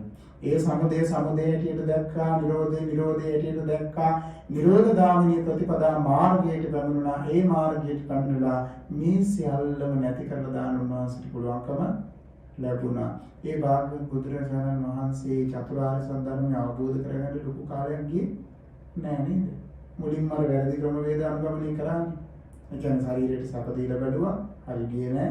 දුක් දීලා බැලුවා, හරි ගියේ නෑ. ඉහළම සමාජ තලවලට ගිහින් බැලුවා, හරි ගියේ නෑ. ඒ ඔක්කොම අතහැරලා දාලා හැබැයි උන්වහන්සේගේ මේ වජිරමය ප්‍රඥාවට පුළුවන් වුණා මේක එක දවසේ අවබෝධ කරගන්න. හැබැයි ඒක පාරදී හොයාගන්නකම අමාරුද නැද්ද? හොඳටම අමාරු නා. පාර හරියට දැනගත්තාම පස්සේ ඉලක්කයට යන්න උන්වහන්සේට ආය අමුතින් කියන්න ඕනි නෑ. උන්වහන්සේ ප්‍රකාශ කරනවා මෙන්න මේ ඉලක්කය දැකලා මේ භවය හැදෙන මේ සංසාරයේ උපදින මරණ සසර හැදෙන ස්වභාවය දැකලා මේ ආර්ය අෂ්ටාංගික මාර්ගයෙන් තමයි මම මෙතෙන්ට ගමන් කරේ කියලා. එතකොට උන්වහන්සේ පිවිතුරු සිල් ඇති කෙනෙක්ද නැද්ද? උන්වහන්සේගේ ජීවිතේ පුරාවටම මාර්යා කියනවා මේ දුෂ්කරක්‍රියා කරන සමයේ ඉඳලා සප්ත වස්සානේ එදා අභිනිෂ්ක්‍රමණය කරපු දවසේ ඉඳලා අවුරුදු 7ක් තිස්සේ ඒ තථාගත බුදුරජාණන් වහන්සේගේ පිටිපස්සෙන් ගියා කියනවා අනුබන්ධින් භගවන්තම් පදාපදං. අවුරුදු 7ක් මම මේ භාග්‍යතුන් වහන්සේගේ පියවරක් ගානේ පිටිපස්සෙන් ආවා කිව්වා අඩුවක් හොයන්න. වැරද්දක් අහුවෙච්ච එකම මම රින් ගන්නම් හිතට කියලා. හැබැයි එකම මොහොතකවත් අවස්ථාවක් හම්බුන්නේ නැහැ කියන ඕකාරම් කිසිම ඕලාරික ක්ලේශයක් ඒ හිතේ හම්බුන්නේ නැහැ කියන බුදුරජාණන් වහන්සේගේ ඒ වෙලාවේ භාග්‍යවතුන් වහන්සේගේ ඒ බෝධිසත්ව සිත ඒ තරම් පිරිසුදු එහෙමනම් පිරිසුදු සිල් තිබුණද නැද්ද? සීලේ තිබුණා. එහෙමනම් ඒ සිල්වත්කම උදින් දරාගෙන සීලය දරාගෙන ඊළඟට සමාධිය වැඩුවද නැද්ද? සමාධි භාවනාව ඉහළටම වැඩුවා. ඒ සමාධියේ චතුර්ථ ධානයේ නතර වෙලා චතුර්ථ ධානයෙන් ඉක්මලා ඊළඟට මොකද කරේ? ප්‍රඥාව මොහ කරවාගෙන යෝනිසෝ මනසිකාරේ මතු කරගත්තා. එතකොට මේ දුක පිළිබඳ දුක්ඛාර සත්‍යයකට දකින්න උන්වහන්සේගේ නුවණ යොදවුවද නැද්ද? දුක්ඛාර සත්‍යයකට මේ ජාතියෙන් පටන් අරගෙන ජාති ජරා ව්‍යාධි මරණ ශෝක පරිදේව දුක්ඛ දෝමනස් අප්‍රිය සංප්‍රයෝග ප්‍රිය විප්‍රයෝග සැකෙමින් කියනවා නම් පංච උපාදානස්කන්ධයම දුකයි කියලා මෙන්න මේක දුක්ඛ ආර්ය සත්‍යයකට මේ ජීවිතය දැක්කද නැද්ද? ඇයි දැක්කේ? උන්වහන්සේ ඒක ජීවිතයට දකින්න නුවණින් මෙනෙහි කරපු නිසාමයි ඒක දැක්කේ. එතකොට මේ විදියට හිතන්න නුවණින් මෙනෙහි කරන්නේ භාග්‍යවතුන් වහන්සේට පෙළ ගැවුනේ මොකක්ද? සම්මා සමාධිය. සම්මා සමාධියේ සිඳගෙන ඒ සම්මා සමාධියෙන් ඒ පෙළ තුළ උන්වහන්සේ තවත් දියුණු විදියට අර මේක දුකක් කියලා දැක්කා. ඊළඟට මෙන්න මේ දුක හදනා හේතුව මොකද්ද? පූර්ව භව. දැන් අපි කතා කරේ පටිච්චසමුපාදය ගැන. පටිච්චසමුපාදය ගැන කතා කරනවා. පටිච්චසමුපාදයේ මූලිකාංග ටික ඔක්කොම අයිති මොකටද? දුකට. ඒ දුකට අයිති වෙන හේතුව කරා ඊළඟට ගෙනියනවා මොකද්ද? මේ දුක ඇති වෙන්නේ හේතුව මොකද්ද? තණ්හා. එහෙමනම් මේකේ සමුදය මොකද්ද? මේ ආසාවෙන් ඇලී යාමමයි. එහෙමනම් මේ දුක් ගොඩ හදන්න මේ පටිච්චසමුපාද ක්‍රියාවලියමයි. ඒ ක්‍රියාවලිය මේ ආසාවෙන් ඇලිලා යන ස්වභාවය නතර කරා නම් එතනින් එහාට ආයේ භවය හැදෙන්නේ නැහැ. භවය හැදෙන්නේ නැත්නම් ආයේ ජාතිය හැදෙන්නේ නැහැ. ජාතිය හැදෙන්නේ නැත්නම් ආයේ මේ ජරා මරණ මුකුත් නැත්තේ නැහැ. ආන්ගේ සමුදය හැටියට දැක්කා. ඒ දැකලා ඒ සමුදය කපලා දාන්නට මේ උතුම් වූ සමුදය යම් මොහොතක මේ තණ්හාව දීරලා දාන්න පුළුවන් නම් මේ ගම් එක වේලලා දා ගන්න පුළුවන් වුණොත් අන්න නිදහස් වෙනවා කියලා තේරුම් ගත්තා. ඒ නිසා මොකද කරේ? ඒ තණ්හාක්ඛය කියන උතුම් වූ අරිහත්ත්වය කරා යන්නට උන්වහන්සේ තණ්හාව සිඳලා දමන්නට උන්වහන්සේ කටයුතු කරා. එතකොට ඒකට උපකාර වෙන්නේ මොකද්ද? ප්‍රඥාව.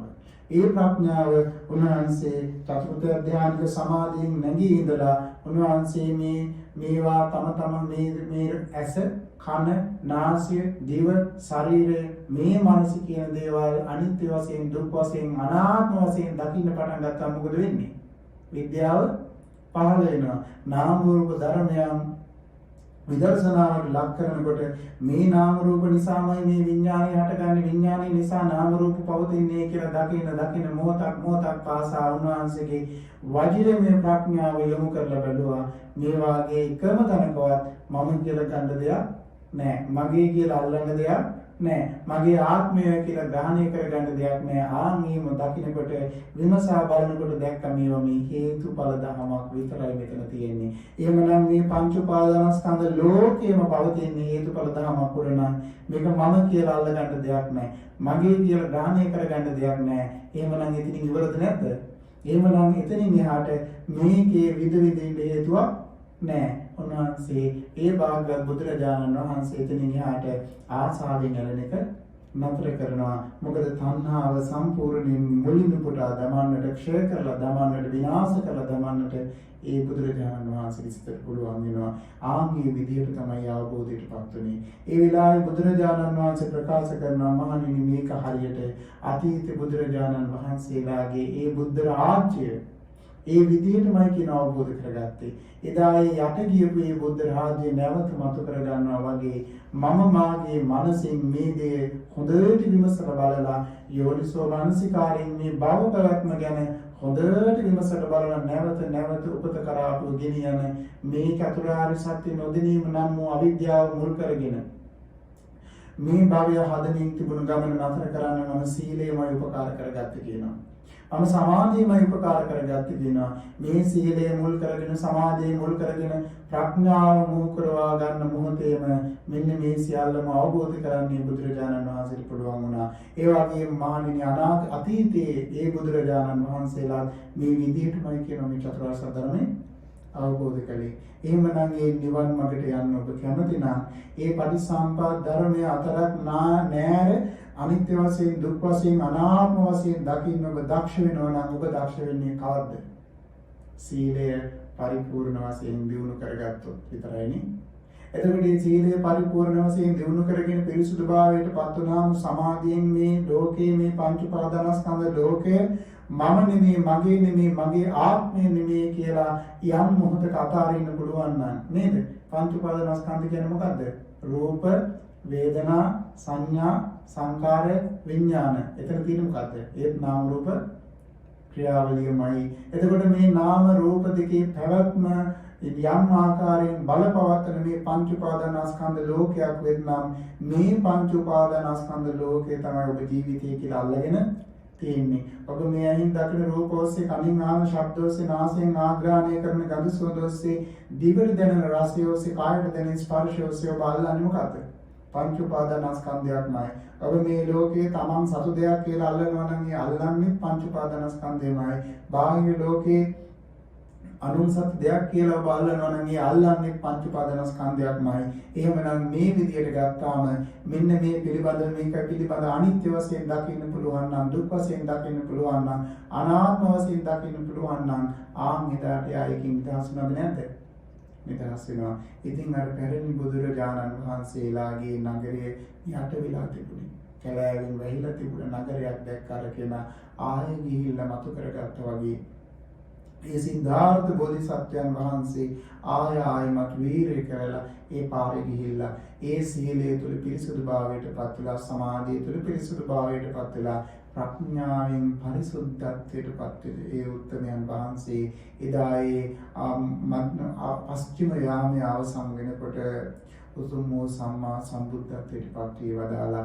එදා ඒ භාග්‍යවත් බුදුරජාණන් වහන්සේ දේශනා කරනවා අතීතයේ බුදුරජාණන් වහන්සේලා ඒ සම්බුද්ධ රාජ්‍යය ගොඩනගුවේ යම්සේද එසේම මමත් ඒ උතුම් වූ මාර්ගයේ ප්‍රතිපදාව අනුගමනය කරලම මේ සම්බුද්ධ රාජ්‍යයට පත් වී වදාලා. එහෙමනම් මහණෙනි, මේ දුකේ හට ගැනීම, මේ දුකේ නැතිවීම, මේ දුක නැති කිරීමේ මාර්ගය කියන මේ දුක හට ගන්නා හේතුව, ඒ දුක නැති කිරීම, ඒ දුක නැති කිරීමේ මාර්ගය කියන මේ චතුරාර්ය සත්‍ය ධර්මය යම්සේ ඔබ අවබෝධ කරනවා නම්, ඒ අවබෝධය කරා යන මාවතේ මුල තියෙන්නේ මොකද්ද? සීල, සමාධි, ප්‍රඥා. මෙන්න මේ කාරණය ඔබ මනසෙන් දකින්න පුළුවන් නම්, මේ කාරණයට ඔබේ ජීවිතේ පෙළගස්සන්න පුළුවන් නම්, අන්න ඒ වෙනුවෙන් තමයි තථාගත බුදුරජාණන් වහන්සේගේ ධර්මයේ පවතින්නේ. හැම මොහොතකම භාග්‍යවතුන් වහන්සේ අපි යොමු කරන්නේ ඒ සුන්දර නිවන කරාමයි.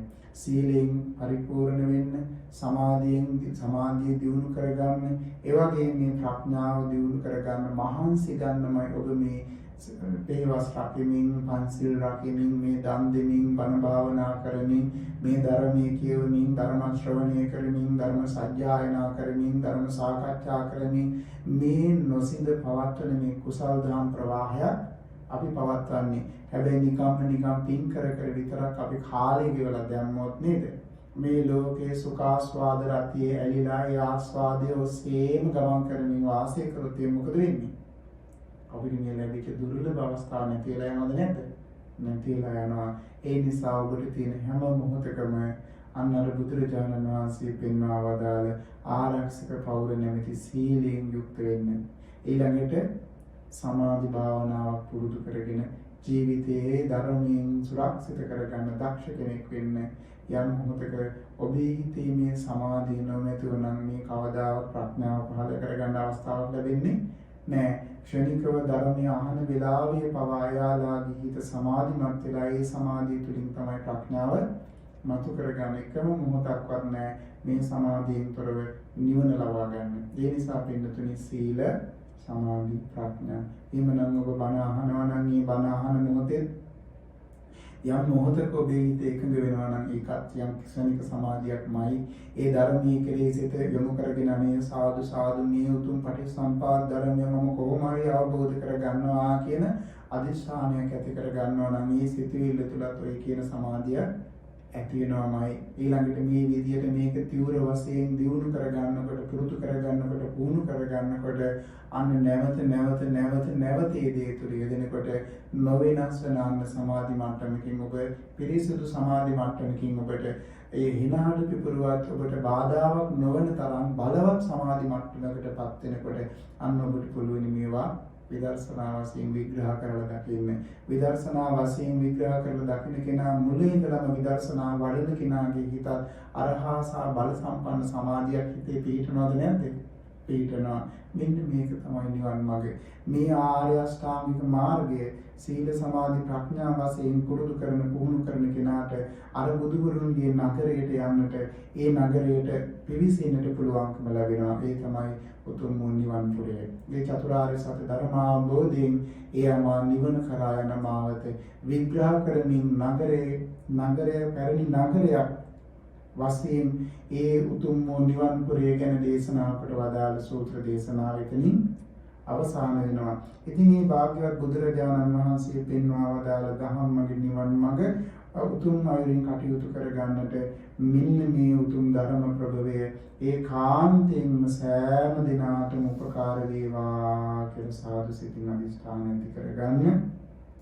අප සෑම දිනාටමත් මේ උතුම් වූ සීල සමාධි ප්‍රඥා සංඛ්‍යා ප්‍රතිශික්ෂාව අනුගමනය කරමින් උතුම් වූ චතුරාර්ය සත්‍ය ධර්මයේ සුවසේම අවබෝධ කරගන්නට මේ සොඳුරු කුසලයේ හේතු වාසනා වේවා කියලා සාදු කියලා පින්වන් ප්‍රාර්ථනා කරගනිමු. අද දවසේ මේ ජූලි මාස 3 වන සිකුරාදා දවසේ ධර්ම දේශනාව සඳහා අනුග්‍රහක දායකත්වය සපයන්නේ අනුර වීරරත්න මහත්මාණන් විසින්. එතුමාණන්ගේ අරමුණ තමයි මීට වසර 2කට පමණ පෙර පරලොව සැපත් වන්නට යෙදුන සිය මෑණියන් වන කුසුමා වීරරත්න මෑණියන්ට පින් අනුමෝදන් කිරීම පිණිස එතකොට ඒ උතුම් අරමුණ ඊළඟින්ම සඵල වේවා. ඒ මෑණියන්ට මේ උදාාරතර කුසල ශක්තියෙන් මේ ජාත්‍යාදී සසර දුකින් නිදහස් වී ලබන උතුම් වූ චතුරාර්ය සත්‍ය ධර්මයේ සුවසේම අවබෝධ පිණිස හේතු වාසනා වේවා කියලා සාදු කියලා අපි පුණ්‍ය අනුමෝදනා කරමු. ඒ වගේම මේ වීරරත්න මහත්මයාගේ පවුල නමින් මිය පරලයන්ට යෙදුන පවුලේ ඥාතීන් නමින් මිය පරලයන්ට යෙදුන සමටත් මේ ධර්ම ශ්‍රවණය කරන යම්තාක් පිරිසක් වෙත්නම් ඒ සෑම දෙනා නමින් නැසී මිය පරලයන්ට යෙදුන යම්තාක් ඥාති පිරිසක් වෙත්නම් ඒ සෑම දෙනාටම ඒ වගේම අපගේ ආදරණීය මෑණියන් වහන්සේ පියාණන් වහන්සේ මිය පරලයන්ට යෙදුන ඒ වගේම අපි දන්න නොදන්න යම් තාක් පිරිසක් පින් බලාපොරොත්තු වෙත්නම් ඒ සෑම දිනාට මේ උදාාර කුසලයේ කාන්තෙන් දනේවා පිනේවා දනී පිනී අනුමෝදන් වෙත්වා කියලා සාදු කියලා අපි පුණ්‍ය අනුමෝදනා කරමු. ඒ වගේම ඒ පින්වත් වීරරත්න මහත්මයාණන්ටත් ඒ වගේම පවුලේ සෑම සියලු දෙනාටමත් නිදුක් නිරෝගී දීර්ඝායුෂ සම්පස්ව අභිවර්ධනීය වේවා සුවසේ සතුසේ මේ ධර්ම ප්‍රතිපදාව පුරුදු කරන්න පුහුණු කරන්න මේ ලබාගත්තා වූ මේ මනුෂ්‍ය ජීවිතය නොසිස් ජීවිතයක් බවට පත් කරගනිමින් ධර්මයෙන් පෝෂිත ජීවිතයක් බවට පත් කරගන්නට තව තවත් ශක්තිය ධෛර්ය වාසනාව උදා වේවා කියලා අපි මෛත්‍රියෙන් ආශිර්වාද කරනවා. ඒ වගේම අරණි සේනාසනයේ වෙත ඒ වැඩේ ඉන්න මහා සංඝරුවනට සම්බුද්ධ පූජාවන් පවත්වන්න මහා සංඝරත්නයට ධම්මයට පූජා කරන්නට අවශ්‍ය වේලිය ආහාර ද්‍රව්‍ය පූජා කරමින් ඉන්ද්‍රා වරුසක් පෙරම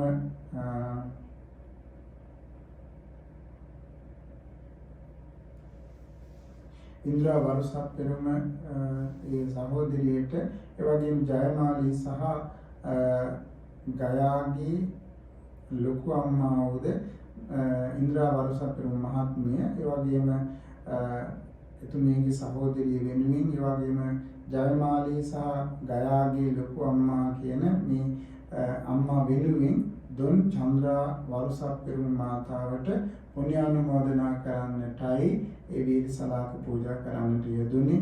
මහා සංඝරත්නයට මේ දිනවල බැහැරින් දාන රැගෙන්නේ නැහැ. ආයතන දාන සකස් කරලා පූජා කරන නිසා ඉතින් මේ අද දවසේදී මේ සිදු කර ගන්නට යෙදුන මේ සීල මුකසලාන ධර්ම ශක්තියානුභව බලය ඒ දෝන චන්ද්‍රා වරුසක් පෙරම මාතාවගේ ජීවිතයටත් ඒ පින්වත් ඉන්ද්‍රා වරුසක් පෙරම ඒ වගේම ජයමාලී ඒ වගේම ගයාගේ කියන මේ පින්වත් සෑම දිනාටම දිනා නමින් මේ පරිලයන්ට යම් තාක් පිරිසක් වෙනනම් ඒ සෑම දිනාටම ඒකාන්තයෙන් මේ කුසල ධර්මයන් ඒකාන්තයෙන් උතුම් චතුරාර්ය සත්‍ය ධර්ම අවබෝධයේ පිණිසම හේතු වාසනා වේවා කියලා සාදු කියලා අපි පුණ්‍ය අනුමෝදනා කරමු. හැම දිනාටම මේ සංවිධානය කරපු පිරිසටත් මේ ධර්ම ශ්‍රවණය කරපු ඔබ අප සෑම සියලු දිනාටම උතුම් වූ චතුරාර්ය සත්‍ය ධර්ම අවබෝධයෙන් අමා නිවනින් සැනසෙන්නට මේ සුඳුරු කුසල හේතු වාසනා වේවා කියලා නිවන් ප්‍රාර්ථනා කරගනිමු. ඉදම් මේ පුඤ්ඤං ආසවක්ඛයා වහං හෝතු සබ්බ දුක්ඛා පමුඤ්චතු. මෙම කුසලය අප සෑම දිනාටද අප නමින් මිය ගියා වූ සියලුම ඥාතීන්ටද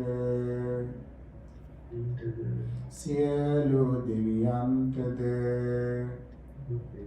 සියලු සත්වයින්ටද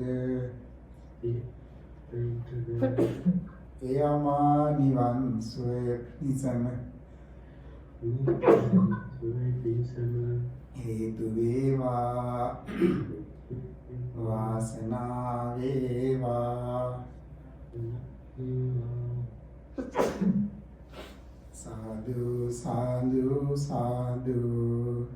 ධර්ම ශ්‍රවණාන සංසබලින් සමදිනාටම සිතක් සාන්තියක් යහපතක් අභිවෘද්ධියක්ම සැලසේවා.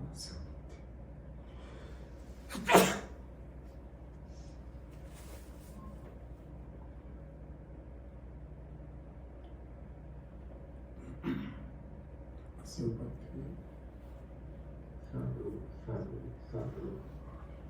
Mukasa vandami bhante. Maya katham punyam sanina anumoditabban. Sadu, sadu, anumodami.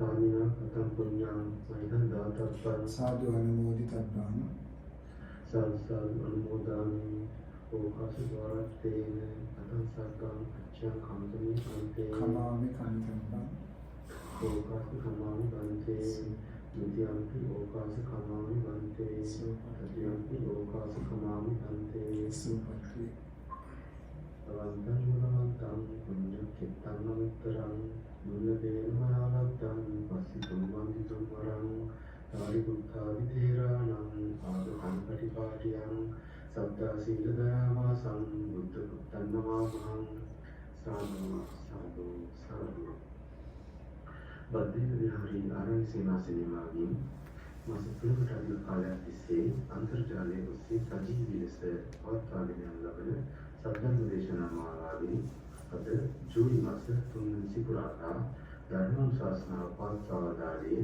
පූජ්‍යපාද එක්පාවල සිරිනන්ද ස්වාමීන් වහන්සේ ගරු ස්වාමීන් වහන්සේට චිරාත් කාලයක් ශාසනික සේවයේ යෙදමින් බොහෝ දෙනෙකුගේ ධර්ම ඥානය වඩා වර්ධනය කිරීම සඳහා ධෛර්ය ශක්තිය වාසනාව නිරුක්ති විශ්වසිත සාචිර ජීවනයේ වේවා ප්‍රාර්ථනීය බෝධියකින් නිර්වාණ අවබෝධය සාක්ෂාත් කර ගැනීම සඳහා ධර්ම ශ්‍රවණය කිරීමෙන් සියලු දෙනා රැස් කරගත් උදාර කුසල සංසේද හේතු වාසනා වේවායි සාදුකාරදී පුණ්‍යානුමෝදනා සිදු කර ආශිර්වාද කරමු සාදු සාදු සාදු